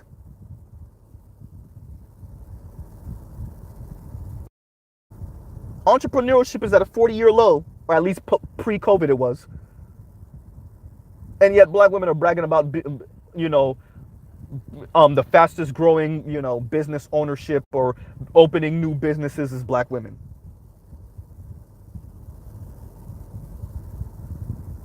What? What? Like I said, it makes no, it ties into the, we're gonna go find better options outside the race, and these white men are gonna value us, and they're gonna marry us, and these Asian and Latino men. You mean during the time when marriage is at a 150-year low and falling off of a cliff, you are saying that while the marriage rate goes off the cliff, the interracial marriage rate for black women and everyone else and all other men is going to go up while the overall marriage rate is going down? So the Asian, the Latino, the white dudes, the indigenous folks are not going to marry the women of their own race. They're not going to marry other women of other races. They're going to marry black women.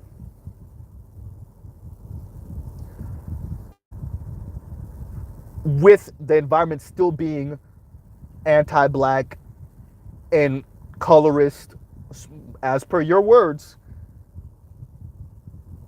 You see how this doesn't make sense? Are y'all just complaining for sport? Have we gone too far to the other side? Maybe, okay, so let's say when men overtly ran everything, too many things were hidden, too many things were kept in the closet, too many things we didn't talk about, bullying was still cool, maybe we were trying too much to be stoic and keep a stiff upper lip. I'm saying this for argument's sake for everybody in the comment section. I'm just saying this for argument's sake, right? Have we ever considered maybe we're going too far the other direction now, and now it's cool to just complain for sport? Right?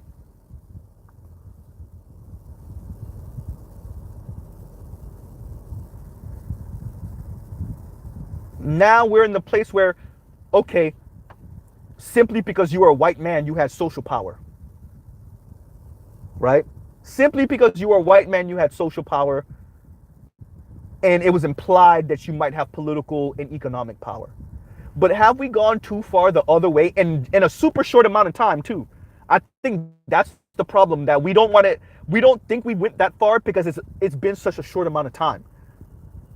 But maybe we're going too far in the other direction, where it's like, well, I'm a one-legged, one-eye, dark-skinned, lesbian, or not even lesbian, transsexual, black woman, and so I get to speak first, and my word holds more weight because I have all these different intersecting, this is where you get intersectionality, intersecting oppressions,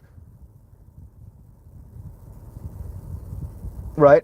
That compound on each other. So it gives me a certain understanding of the world that your heterosexual men, cisgender men, won't understand, including your black men. Because that's when black men get pancaked into just maleness with white men. That's why when I say defective white men, that's what I mean. Because you get put into flat maleness, and if you're in the same room with white men, then obviously women are going to see you as a defective white man, because they don't count the specific trials and tribulations that black men have to go through because they're black men. See, intersectionality is only for women and LGBTQ men, maybe, right? But not for straight cisgender men of color, specifically black men. You don't get to talk about intersectionality and your specific plight because you are a black man. Because that's when we start getting into social dominance order, and nobody want to talk about that. Right? So how do I tie this all to black women marrying down? It just is black women complaining because they don't like their marriage options. They do not really want to build all that, we build a family and we're building together, and I just want a man I can build it. They don't actually mean that. That's, once again, just a bunch of rhetoric. It's crap. They don't mean that. They don't actually want to build anything.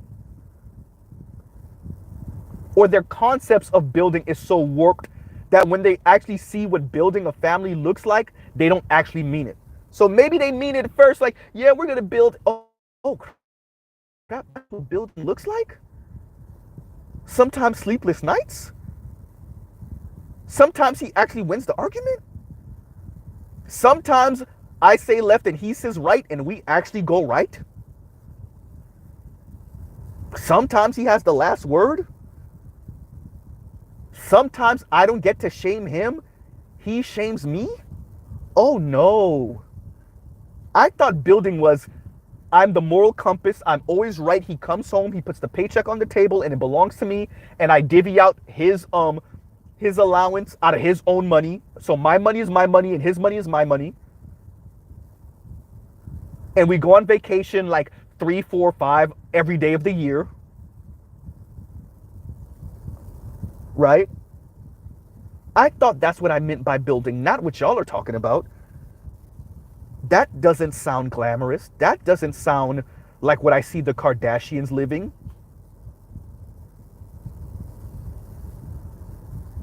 It just reminds me of the quote. The women said it. I guess they meant it. I can do bad all by myself. Let's think about that quote. Think about it literally and then think about it figuratively, like how they mean it. I can do, if I'm going to do bad, I might as well be alone. And it reminds me of a question that Kevin Samuels asked, right? If a man enters your life, and I'm paraphrasing the question, if a man enters your life and he doesn't increase your financial situation, would you rather be single? And what did the women say? Yes. If he's going to be part of my life and he's not going to advance me financially, then why is he part of my life? Right?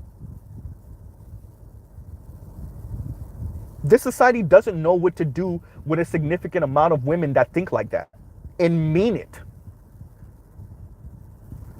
It's one thing to think like that and say that and then don't actually act on it. No, like I keep on saying to some of the brothers in this space, these women say it and they mean it. And I think that's okay. I'm perfectly okay with watching them die in their apartments and houses by themselves. Or homeless because they were that stubborn. But I don't think our society is ready for that.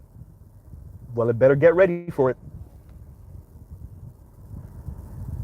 Like I said, political singledom. You're going to see, and I seriously think that that's what's going to happen. I think that speaks to Nameless's hive model, right? Political lesbianism and political singledom. And like Trell said, political pansexualism. And once again, I'm not saying, oh, love is love. No, I'm not going to let y'all escape with that crap. I'm saying these women are going to engage in this, and more of them are going to tell you they're engaging in this because F black men, or F men, specifically F black men, and I'm engaging with women because men suck. Men are losers. If I can't have a rich man, I'd rather be with a woman. I'd rather be single. I'd rather have sex with whatever and be single. One day I'm having sex with a straight black man. The next day I'm having sex with a bi black man. The next day I'm having sex with a white dude. The next day I'm having sex with a trans. The next day I'm having sex with a white woman. The next day, but I am single. Right?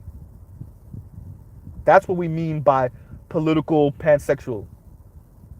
I'm single because a rich man won't buy me. So I'm just going to do whatever I want to do, but I am single. Or with political lesbianism, it defines itself. But I can't get a rich or upper middle class, maybe black dude, but really white dude. So I'm just going to be lesbian. I'm just going to engage in same-sex relationships because women understand me more. And the only way I'll be sacrificing the sisterhood on this level, shout out to Woman King, oops, the only reason I would be sacrificing the sisterhood for this level is if a uber rich white dude primarily came and rescued me from Blackistan. And I want to be very clear. These women are going to engage in political lesbianism primarily with other black women. Because white women are still racist as crap. And Latina women ain't doing it. Colorism, right? And the culture clash and whatever. And you gotta know Asian women ain't. That's not. I don't even know why I even mentioned them, right?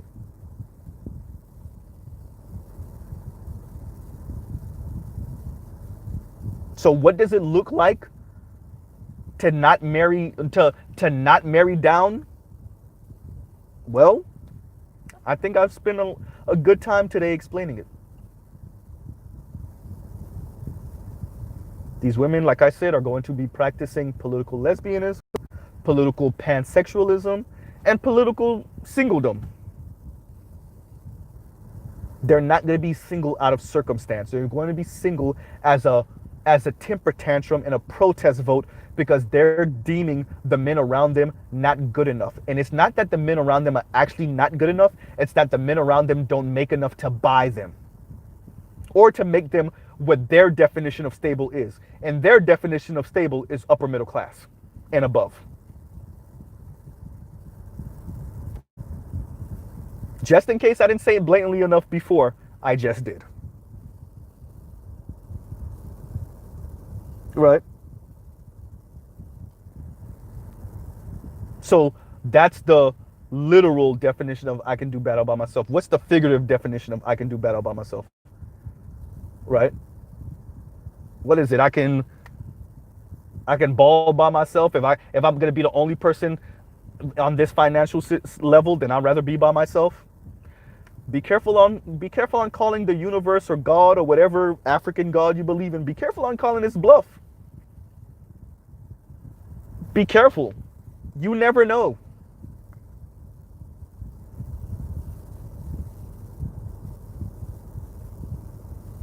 Why did I look down? I gotta read your comment, Spain Man. Spain Man says this is a good marketing opportunity for animal shelters, though. Serious. You are going to, why did I not mention that? Thank you, Spain Man. Why did I not mention that before? A whole lot of LGBTQ women with dogs. And I guess it's going to be more men with dogs too now. Because I mean, we're supposed to be together. So I guess if the women are not going to be with the men, then the men are going to be by themselves because, you know, I don't know how many men are going to engage in political gay. That's not a thing, right? Although, wait. Adrian, I can't remember what his other name is on the last name is on YouTube. But Adrian did say something one time, and this is years ago on one of his videos, and he kind of low-key slipped. And Adrian is the gay brother, flamboyantly gay, like wears blouses and tights and all, right? And he said something once, and I was like, oh. And he spoke to him, essentially, he's gay as like, it really is a temper tantrum towards his dad. It is daddy issues. He said his dad was one of those tough as nails dudes, didn't hug his sons, didn't do this, didn't do that. And when he mentioned it and when he said it like, and that's why I'm gay now. And it's like, nigga, are you doing everything you doing to get back at your dad? And like that, I'm not putting something on him, pause, that he didn't say. Like, he said it in that way where there was really no other way to extrapolate from what he was saying but what I'm saying right now. So there might be a couple of men engaging in political gay, but it don't got nothing on this political lesbianism thing. Right? So, marrying down, right? All of this to talk about marrying down and how black women really have never married down, as the brother PK and me said. They just talking crap and they're complaining for sport. And they're mad that a couple of them got some degrees and have middle class, mainly lower middle class money, and they refuse to date the men on their level because they think that they're supposed to marry up. Right? And so not marrying up is marrying down. I want to be very clear. Josie, you kind of spoke to this on your video also, but you ain't say it the way I'm saying it. You said, well, they may not marry up, but they're not marrying down. No, I'm saying it like this. These women are telling you that if they're not going to marry up, then everything but marrying up is marrying down. To them, there is no marrying across. Now, is this all black women? No, look at the marriage numbers, right? For the ones that do get married, it's not like, no. And when I say marry Marrying up, like if your man makes $5,000 more than you a year, you financially you kind of married up. Definitely if he makes 10, 20, obviously when we start getting into like 20 and 30 and 40,000, you know. Now, does that mean he's necessarily in a different class than you? No. If you're making 40 and he's making 60, y'all still in the same class. Right? People got class and income all type of mixed up. But what women, or these particular women that we're speaking about, Josie, what they're saying is if they're not marrying up in income and class, then they're marrying down. So if I'm a $45,000 a year woman and I'm not marrying a man that makes $150 a year, then I'm marrying down. And I had to make that big of a gap so I can, you know, paint the picture.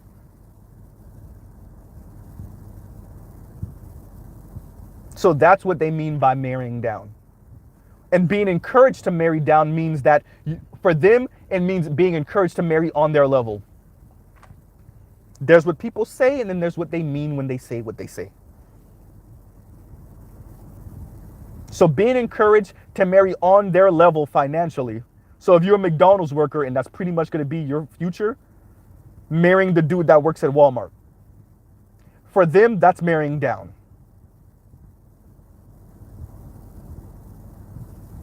Right?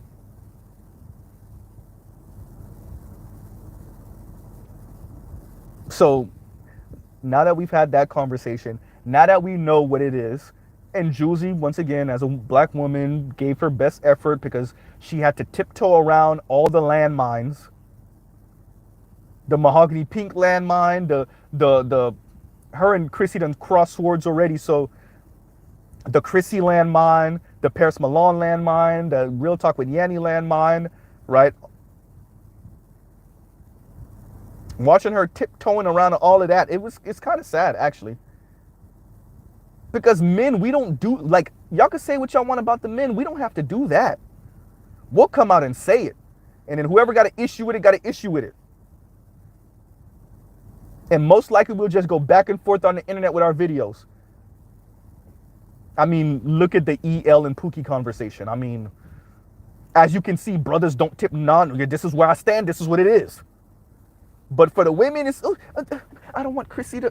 I don't want to have to worry about Mahogany Pink making a whole docu-series about me. And I don't want to worry about Lexus Exodus calling me a mammy, right? And sending her goons at me on the internet. I don't want Real Talk with Yanni, you know, with her garbage BS, you know, intro description. I don't want her to make a video about me, right? Miss Sassy for no reason with the crazy facial expressions. I don't want her to make a video about me. I see you, Josie. Okay, I see it. I understand this is the best you could do with the tools given. I get it. Right?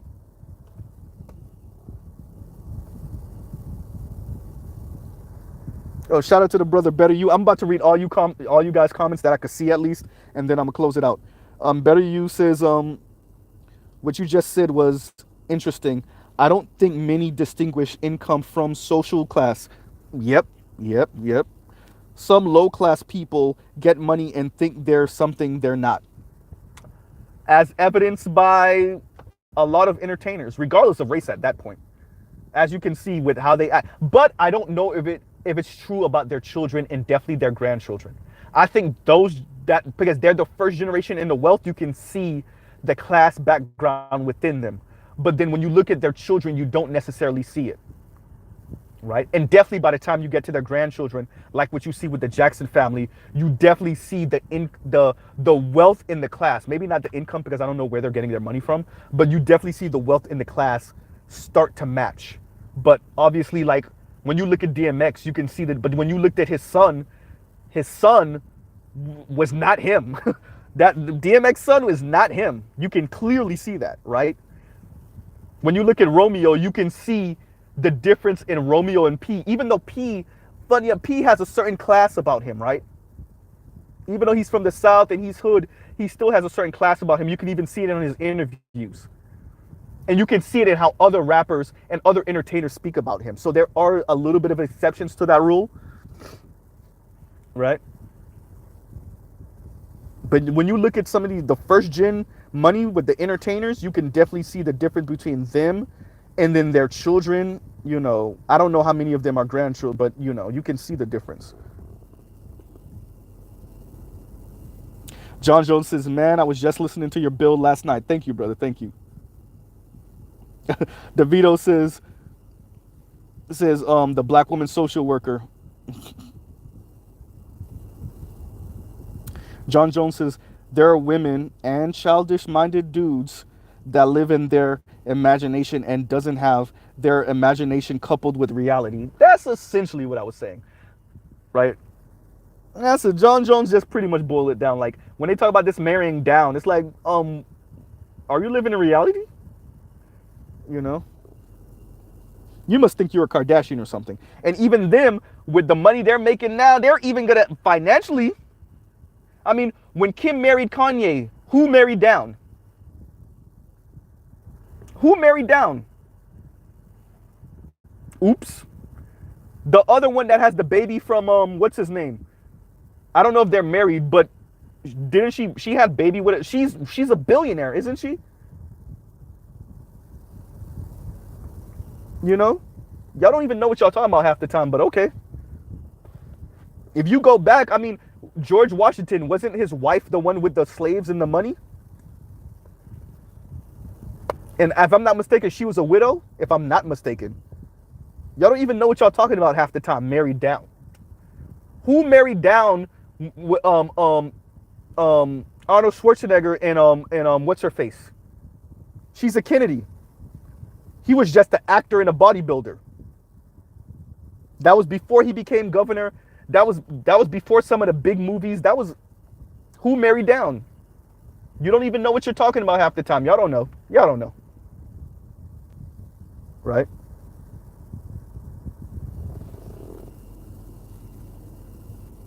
The notion of women not working was popularized for a very short period of time. Black women and most white women have always worked. Humans work to survive regardless of your sexual organs. Exactly. And that's Corinde. Exactly, Corinde. Exactly. Like a super small window. And like that's when BGS, that's like, imagine BGS just popping up from the bottom of your screen and just being like the myth of white womanhood and then popping back down, because that's what we're talking about. It's not white women. It's it's what black women have imagined white women to be in the lives that they imagine white women to be living. That's why we call it the myth of white womanhood. Because they refuse to acknowledge that most white women are Roseanne. Regardless of how these white women look, I'm talking about their lifestyle, their life is Roseanne. It's the Connors. It's not Real Housewives of Orange County. Most white women are Roseanne, the Connors, even the ones driving, you know, Beamers and Benz, like baby Benzes and baby Beamers. I know a lot of y'all like when I say that, it's funny. But even when you go back to their house, it's a regular ass 3-2, maybe with a garage. Maybe they got a pool. Right? These people they're not sitting on ends the way y'all think. Yes, they got more than black people. I'm not saying that's not true. But the average white person, they don't got what y'all think they got. They're not living the life you think they're living. And maybe this is also a function of just the population. People forget the US is the third most populous country in the world, right? It's China and India. They're kind of jockeying for first now. I think India's going to surpass China shortly. And then the US at some 330 million people. And maybe because we have so many people in the country, the top 20% in people's imagination, women's imagination, it's large enough where they think it's everyone, right? It's large enough where they think it's everyone. But it really is 20% of the population. And the top 5% is large enough where they think the top 5% is really 20%, right? That might be another issue also, right? Happy Sunday, Trell.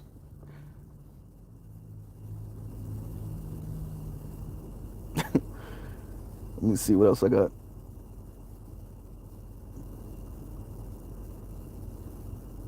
Okay, I know what you meant to say. Trell says, unless she was in Jack and Jill or Boulay, there is no. She's not marrying down. That's what we're saying. This marry down thing is ridiculous. But like I said, y'all complaining for sport. It looks like they might be complaining for sport. What's going on, Longo? Kareen said the effing internet they're on! Exclamation point. Yes, Kareen. They're delusional, bro. Delusional, Kareen. Delusional. And you know the reason why Toya could be in my chat sometimes, in Kareen, because y'all see the way I talk. I date black women. I will only marry black women. Now I don't have a problem with the passport bros and the SYSBM brothers, as long as y'all don't sound delusional. Don't be sound like a male version of these women, right? But clearly, I'm about black women. And you notice how even when I critique how I speak, right? That's why Kareen could be in my comment section and not feel no type of way, because I'm not saying these black women ain't this, right? I'm not advocating kicking black women in the stomach because she about to have a daughter for you. Like, this is insane. People are crazy. The internet really got people sounding even. They were already crazy. Don't get it twisted. Don't get it misconstrued. They were already crazy. The internet just made them even crazier and gave them a microphone. This is some of the drawback of the town square being democratized, right? The internet is the town square, and everybody has a microphone if you so choose to use it. And some of the drawback, once again, is that everybody has a microphone. So there you go.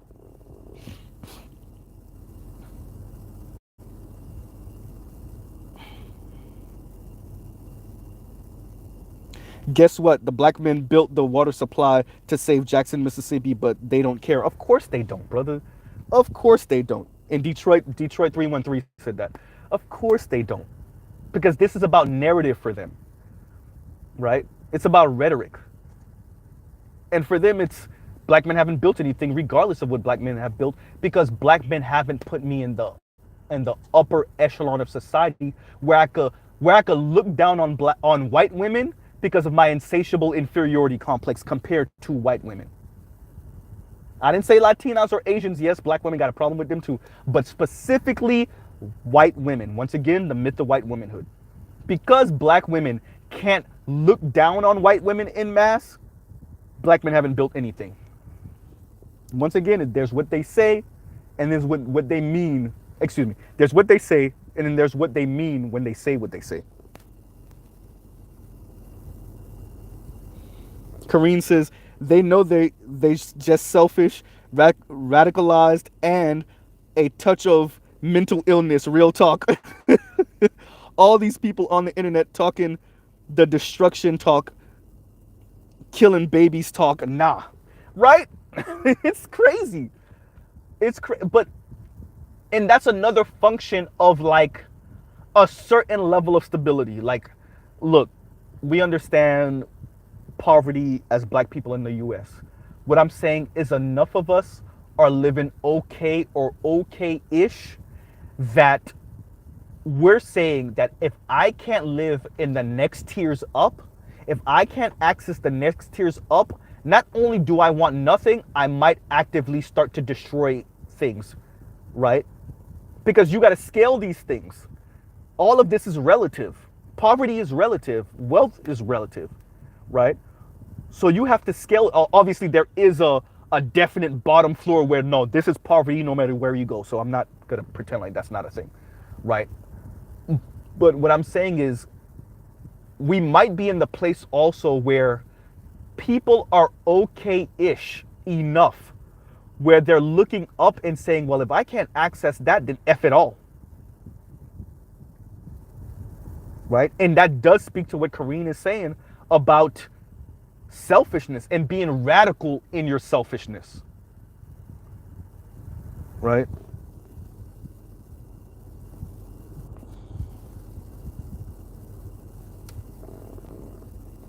Oh, my email is on K Dot asked me what my email is. I don't even know if K Dot is still listening. K Dot, my email is in my description.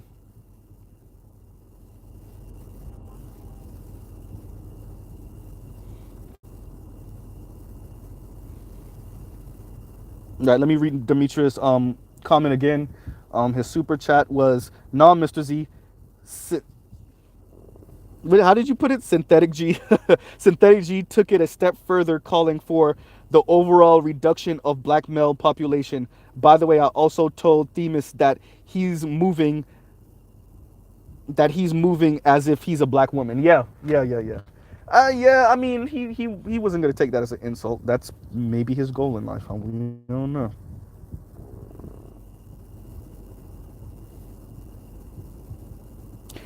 Trail Bentley says black women earn more than the niggas they want to f. Yeah, I mean, yes, yes, right.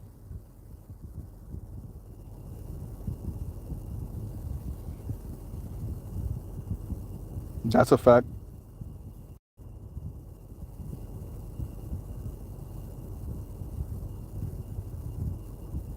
Okay. Um, T.713 says, Mr. Z, check out Abba and Preach recent vid on single lonely men's and women's expectations. Shows the hypocrisy perfectly. I will. I might actually. I'll check it out, and I might actually do a response to it. Let's see. Demetrius again with the super chat said, oh, by the way, ladies actually told Themis, don't think he this gives you extra points. You're still a C rank black man. They were they were rating couldn't get rating out. I wanted to say ranting. They were rating men on his channel. What's going on, Charles Irby?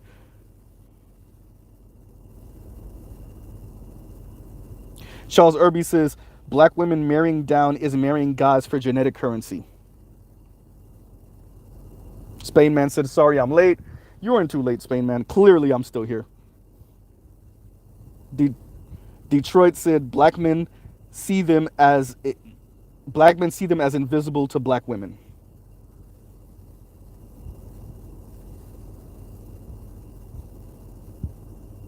I want to read this again because it was funny to me. Spain Man said, black men don't make as much as me. Or let me say that again. Black men don't make as much as black women. Source, my feelings. It's funny because it's true. Bruce Major says it's not about being accurate to them. It's about their feelings.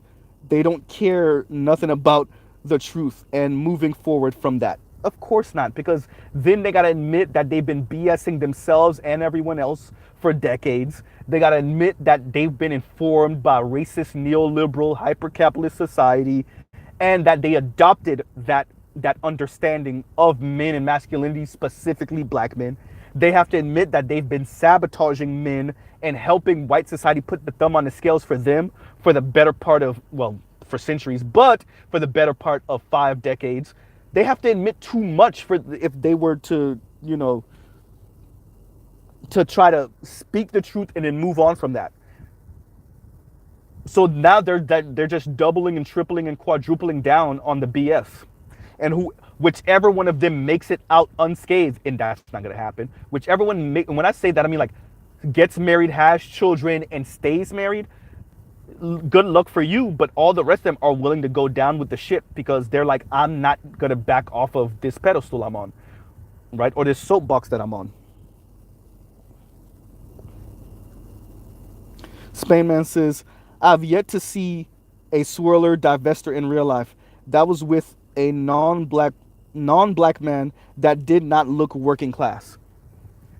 I mean, yeah. I'm I'm I'm I'm I'm thinking how many black women have I seen on the arms of someone of a white, Asian or Latino dude I could clearly see got that money. Once when I went to Wynwood. Wynwood is like our artsy hipster district in Miami, and I saw that this was a really pretty sister. She was really no, she was darker than caramel skin. She wouldn't pass the brown paper bag test, but she was gorgeous, slim thick, gorgeous slim thick sister, and she was like it looked like a white Latino dude, and he looked like he was maybe upper middle class, and that was 4 years, more than 4 years ago now. But outside of that, like I see black women with white dudes, but I don't, like you said, I don't see black women with white dudes that do not look like working class white dudes. $60,000, $65,000 and less looking white dudes. I, that doesn't mean that it doesn't exist, that white guys with a that's earning, some $100,000+ a year aren't dating and even marrying black women. I mean, one of McCain's sons is married to a black woman. So it exists, but I mean, yeah, I agree with Spain, man. That's not like a thing. But they talk the way they talk is, it really is a disconnection from reality. It really is.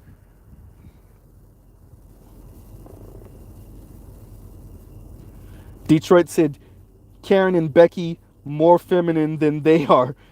They getting wifed up in large numbers. Well, no, actually, Detroit, that marriage rate for even the white girls, that marriage rate is going to the crapper too. The white women are on the same thing. They pretty much on the same thing of like, if I can't get these baller ass white dudes, then I'm not gonna get married. As a matter of fact, the fastest growing child out of wedlock birth rate is with white women, right? The fastest growing is with white women, even though they're having less children. So don't get it twisted.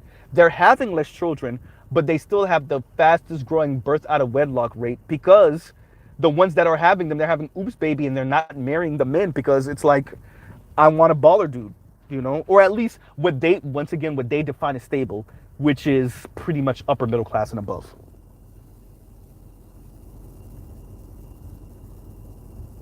Afro National says, your logic and explanation on these topics are top notch, Mr. Z. Top tier, Mr. Z. Thank you so, so much, brother. Thank you so, so much. I try to overcompensate because I'm a community college dropout. So I read and watch things before I start talking about these things, because I am deathly afraid of being checked by somebody that's academic up and they look at me like, nigga, what you talking about? Right? I just don't want to be painted as the conspiracy theorist nigga all the time. Sometimes I am perfectly okay, and I say it like, I don't know if how many of you heard me say it. No, BGS, I got the tinfoil hat on right now. Right? I've said it on BGS's channel, Charles' channel, and Art New Style's channel, and Art of Evermore's channel. Right? So like, sometimes I'm okay with being painted the crazy conspiracy theory guy, but most of the times I'm not. And so I try to have some idea of what I'm talking about before I start talking about it. So once again, thank you a lot, Afro National.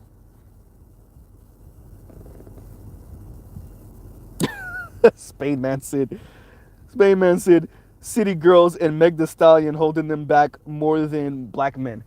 And it's like, look, man, I've listened to some of, I'm a black man born and raised in America. I listen to the same stuff y'all listen to, right?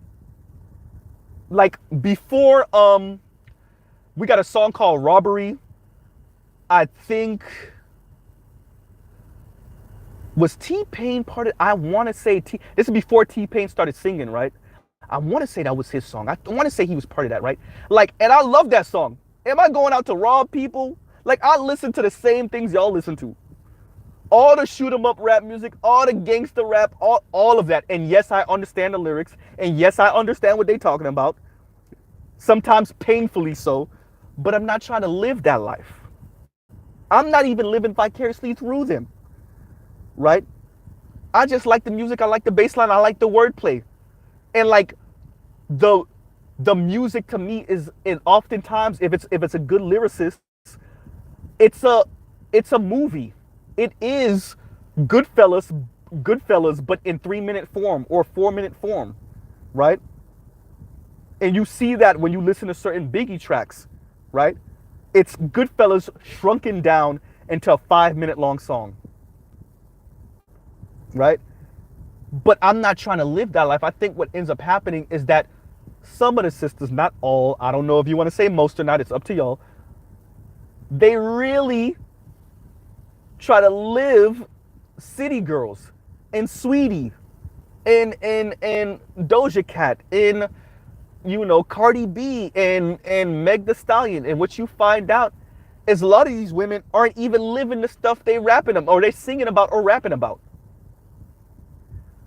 Which one of the city girls is all over Diddy right now? She want Diddy to marry her so bad. She talking all that stuff on her songs. Look at her with Diddy. She damn near tried to pressure Diddy into saying that they're in a relationship. And he's like, no, you're cute and I'm piping. Enjoy the ride, giggity, while it lasts. Right? So a lot of these women aren't living what they saying, but then you're trying to live it. And that's rap in general. I didn't have to go through anything traumatic for me to know, did I like this music, but I'm not built to try to live that life. I'm not trying to go to prison, right? I ain't trying to be murked by the ops or the cops. No. Right? So I think that's one of the issues. They're trying to live that life, right? And it's not a good look.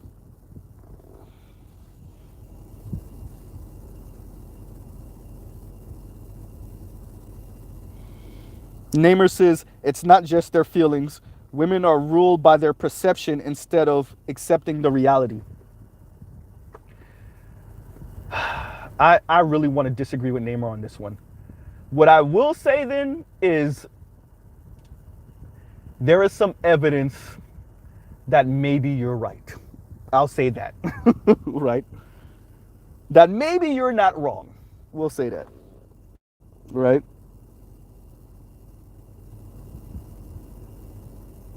Joe said, been waiting for the solar storm to knock out the internet for a min.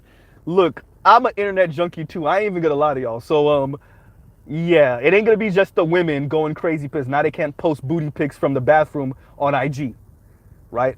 Mr. Z gonna be going through it also because I live on the internet, mainly YouTube. Like, bro, I should be chilling with my lady right now. Right? I told her I didn't think I was gonna be here this long. I told her, babe, I'm gonna go run in the car real quick. I'm gonna go do a live, da da da. Right? How long I've been here for 2 hours or something now? See? So like, and it's not just the women, you know. Yeah. If you're a younger boomer and younger, you're probably an internet junkie. And I don't even know if it's just younger boomers. I think that it just changed the entire world. Especially that we're able to connect the way we are. Yeah, it just changed the game, bro. It changed the game. It changed the game.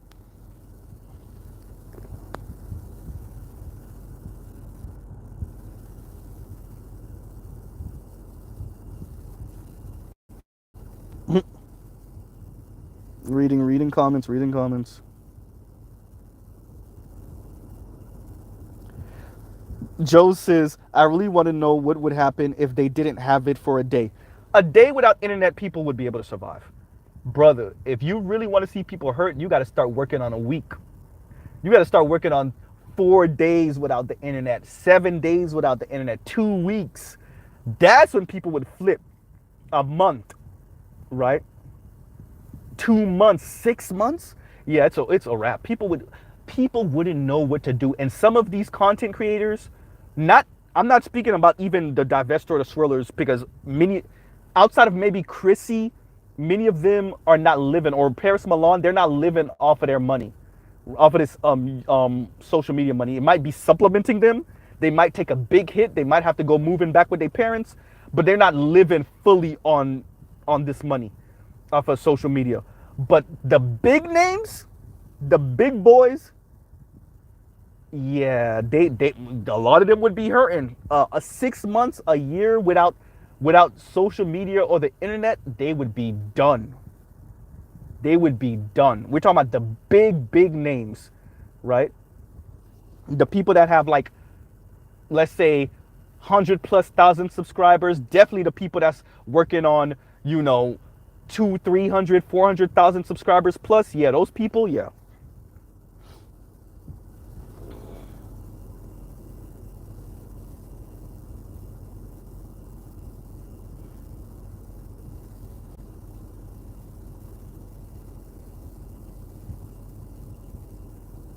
Detroit says, Naker towards black men. Yeah, calling us Nakers. Yep.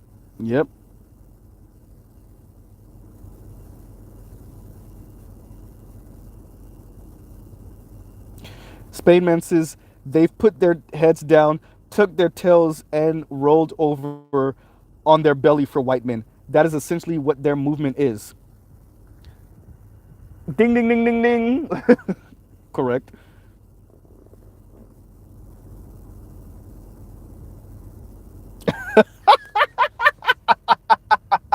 Trail Bentley says, dang it, got a picture of being a power bottom in my head now. Thanks a lot, Z.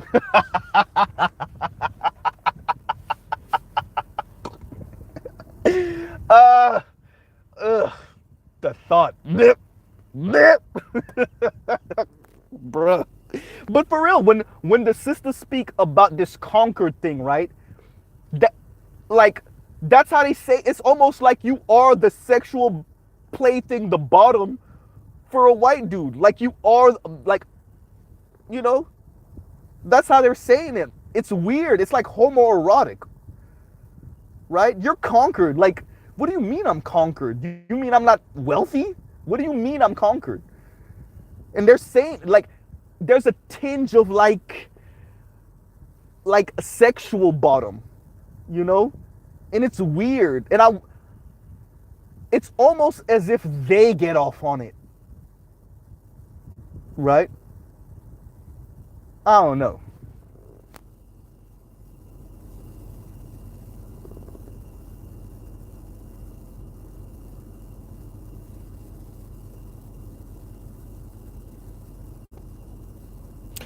Ooh, that's a good question, Willie Williams.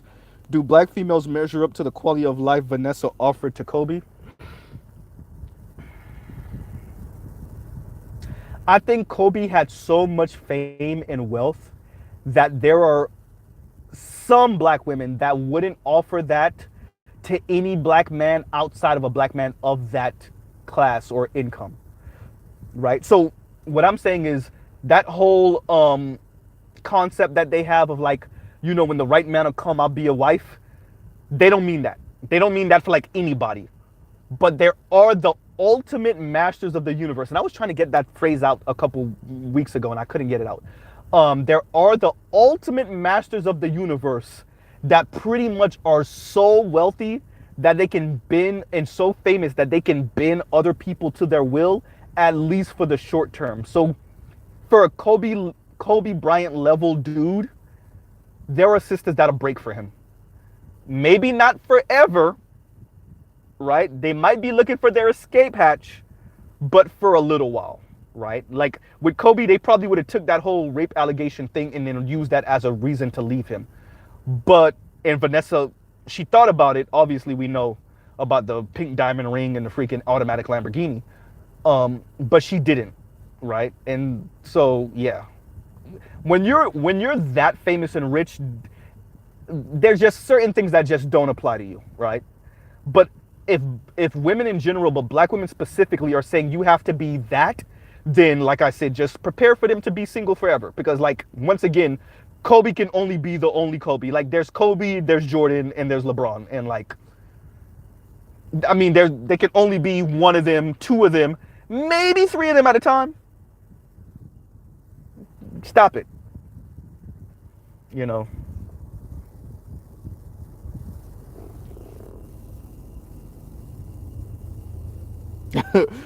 K Dot says black women's hypergamy is dating out. Yeah, apparently.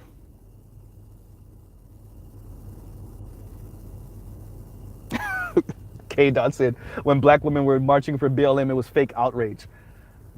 Definitely the founders, clearly, right?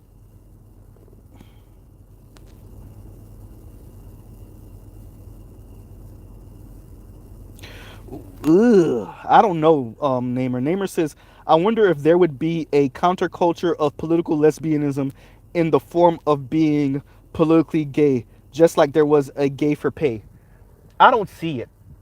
I don't see it because men and women, even lesbian and gay women, or lesbian and gay women, I'm sorry, lesbian women and bi women, we just the entire society just does not see men as coming back from, especially being penetrated.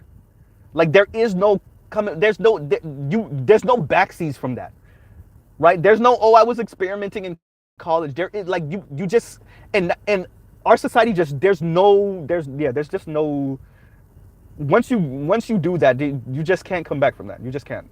No pun intended, right? But there's no and that's women feel that way, men feel that way.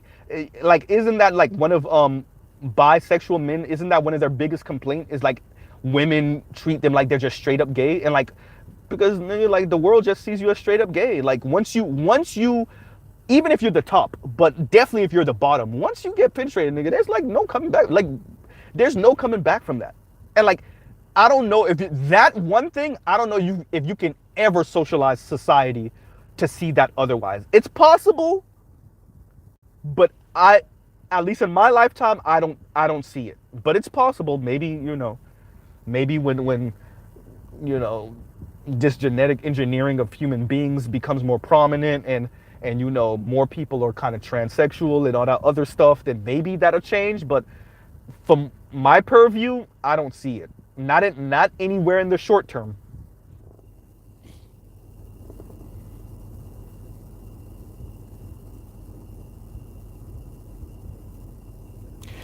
I gotta read this one. Spainman says, as a Gen Xer, it's crazy to hear women say that they've never been on an actual date. Bro, I was in my late 20s, and I was around women my same age in their late 20s and their mid 20s who had not ever been on an actual date, right? Like a sit down at a restaurant, go to the movies. Well, they went to the movies with dudes, but like go to the movies and then go, to a restaurant, or vice versa, bring you home,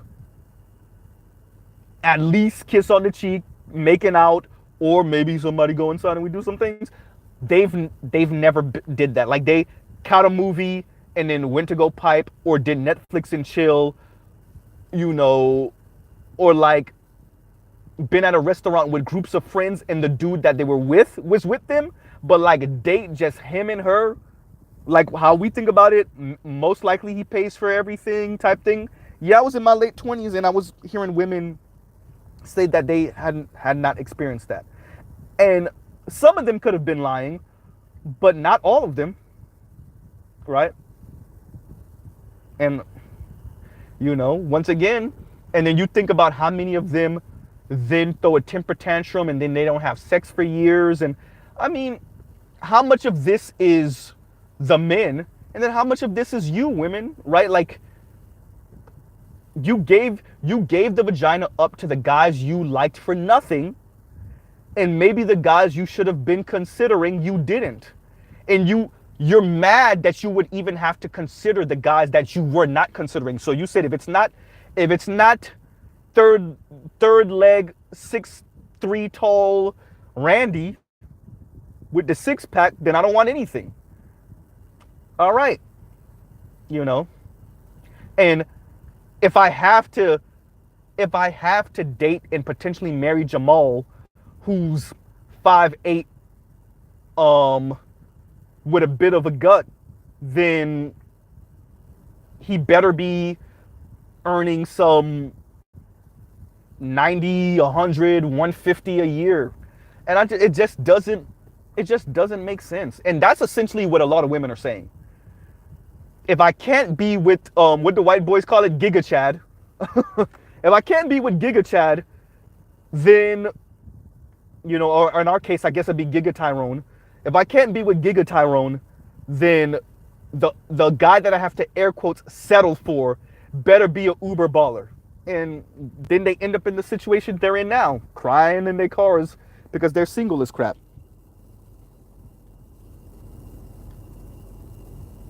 Longo said, F them, I thought this is what they wanted.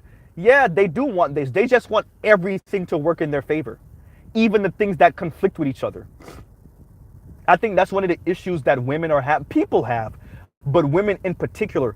They want everything to work in their favor, even things that intersect, and they can't all work going in that same direction, right? That's the problem they have. They're not doing the social math. That's why I made a video about the short-sightedness of their social math, because they're not doing the social math, and it's hurting them. So be it. I'm with you on that. So be it. Adult Spain man says adult toddlers. If you gave them everything they asked for, it would be a it would be horrendous. Yeah, but that goes back to what I was just saying. Um, they're not doing the social math. A lot of the things that they want all together conflict with each other, right? Like I said, you want to make crazy money, you want high positions, but then you want the men that you date to be of those high positions or above. Let's be honest, above. Like it just, you want to outcompete men, but then still want men that are above you financially and with status. Like, how how does this work? But then you want those men to only have eyes for you. You want other women to lust after him because you want to use him as a trophy and be like, look what I got. But then you don't ever want him to cheat on you with any one of those women.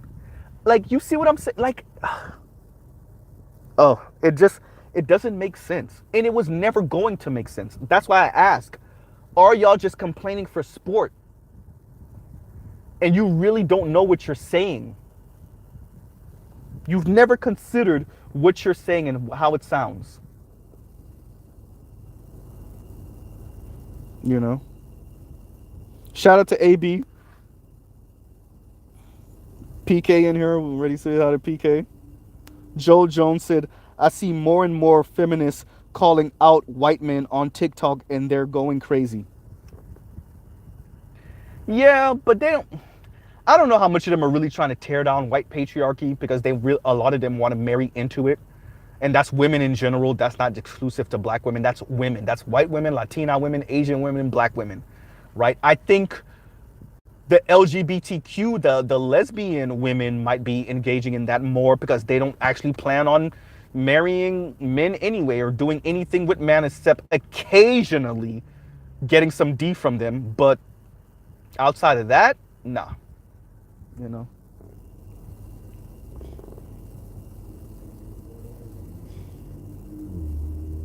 Diaspora EL says, black women always having to work and many marrying down. Oh yeah, I read that earlier. Okay, but I'll read it.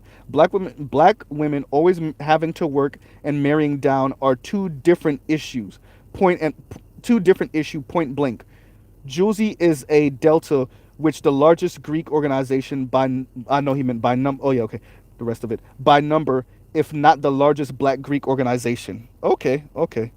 So maybe that's where she gets her version of pro-blackness from, is that she is a Greek, a black Greek, right? Divine Nine. She actually has a short criticizing the Divine Nine system, right? So that's interesting. Once again, Dr. Thunder's $5 super chat. Thank you, Dr. Thunder. Here to support. Thank you, Dr. Thunder. I know you gone by now, but this is a long ass live stream. I've been here for hours, but I'm gonna end it in a little bit. PK Angel says, married down by virtue of what? If it's not our fault, you choose badly. They aren't having the same conversation as us. The truth is they are getting their cheeks clapped by lower rung dudes. That's a fact. That's a fact. Right? And as a matter of fact, Kim from Fort Harriet speaks to that. She didn't word it the way I'm about to word it, but essentially she was saying, if you're not looking to get married or have children, then date. You can date and have fun and enjoy your life and enjoy those experiences. In other words, get smashed by whoever. Right? Now, Kim said she's never dated any dude that didn't have a college degree. So I guess you get a college degree and you can smash Kim. Right? Because she never actually plans on, she says she's never planning on having children. I don't know about marriage, but I think it's marriage either. So never planning on having children or getting married. So I guess what PK said is true. Like, these women are saying, like, if I don't plan on having kids or getting married anyway, then I guess I could pipe whoever. I could pipe a doctor and then tomorrow pipe Pookie. Because I just want the enjoyment of this attention and this feeling and this, you know. So yeah, PK is correct.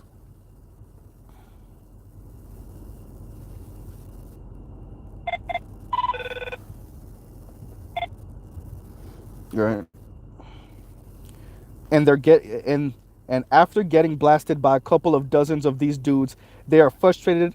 They lose or they never had access to the top 2% of us that actually are on the top, or the 14% that make 50 or better. Yeah. Yep. Yep. Ding, ding, ding, ding, ding. Right? Definitely true.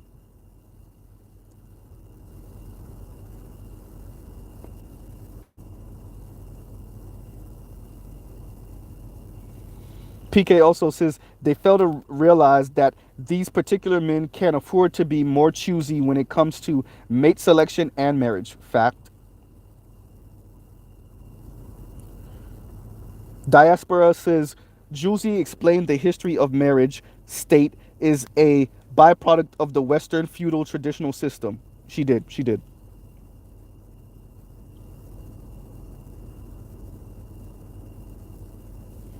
You know. PK says we have parentheses effective marriage rate of 3.2, which means we will likely have more divorces than marriages in the next 5 years. But, and even with that, you know, a couple of years ago, everybody was like, "Oh, the divorce rate is going down." The divorce rate is going down because the marriage rate is going down, and the only people that are getting married and staying married is that top 20%. So it is a function of their wealth and status position. And I want to be very clear.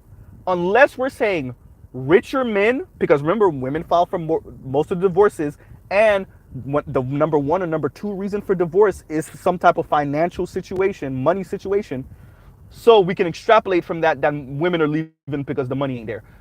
So unless we're saying that richer men have better character and are better men and are more charismatic and have better sex and are nicer and all of the character issues that you claim that working class men have, unless we're saying richer men do not have that, right? Then clearly the reason why the top 20, top 25% of men are not only getting married but staying married and their women aren't divorcing them, not nearly at the rate as everyone else at least, is because of his financial situation. Then what does that mean for women? Not just black women, but for women. Right? What does that mean for women? Because I can sound real crass right now and say it again. Y'all looking to be bought. And a dude got enough money, you got to think twice on whether you want to divorce him. Especially if he had you sign a prenup. I'm just saying.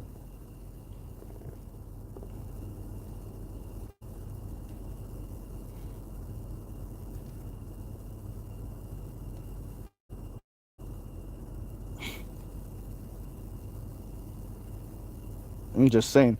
Spademan says, I'm pretty sure a lot of white men would chuckle at that talk. I talk to white men out here hurting almost daily. Yeah. Yeah. The women just don't know what they're talking about, bro. They just don't know what they're talking about. They just don't know.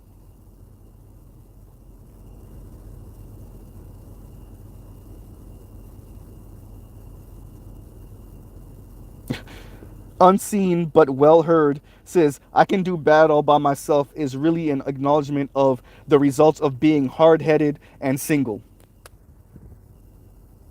Yeah. I I've come across a couple of women. Now this is not a lot.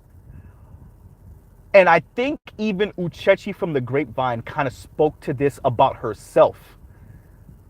But I'm going to use different words than she used.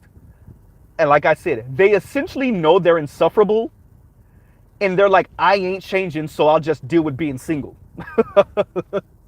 Right? Like, I know I'm a miserable person. I know I'm difficult to get along with. I know I'm mean. I know I'm sassy. I know I'm hard-headed. And I'm not changing. So I guess unless a man is going to get down with my program, I'll just be single. And I am perfectly okay with them saying that. Just own it.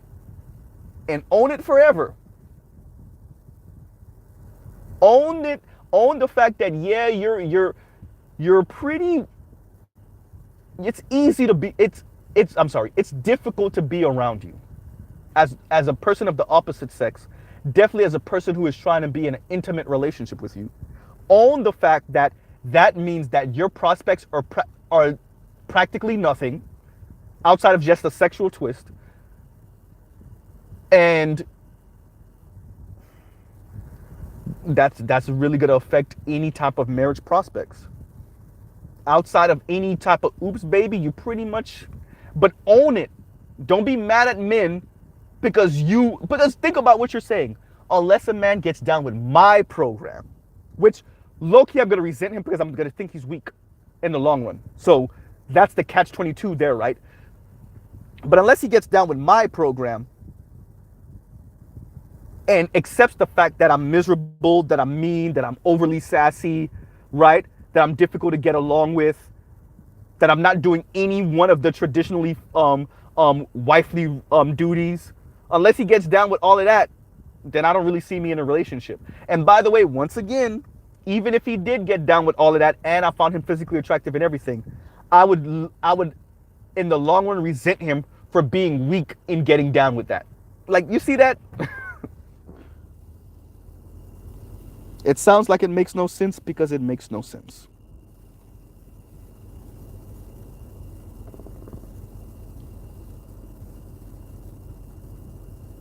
I'll read this again.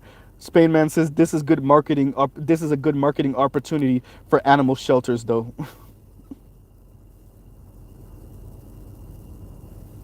Right. PK says only 1 in 4 women below the age of 29 have ever been married, and that differs for men, where it's closer to 1 in 5. Yeah, and it's going to increase. All the cool ass movies and games and animes that we've watched for the better part of what, 30 years now, that show like the technological marvel that our world is going to be, which it's increasing. It is getting there. We're increasingly getting to that place. Also show the social dystopia. Yeah, we're increasingly getting to that place too. It sucks. Like, all this dope technology and all human beings are doing is using it to further distance ourselves from each other. Insane. And it's not just the men, the women too. As a matter of fact, you can argue the women primarily. Look at what they're saying. Look at them. No struggle love. I ain't dealing with no Dusty. You acting what Dusty is, you're working class regular dude. Regardless of race, but definitely black men. Insane.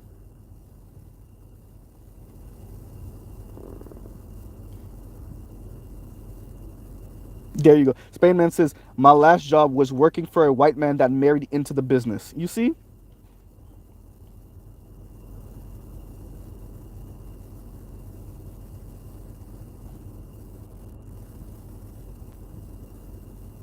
Yeah, Diaspora says India is going to surpass China. Yeah, that's true. Because that one-child policy really hurt China, especially when you start factoring in how many more women they have than men. Yeah, definitely.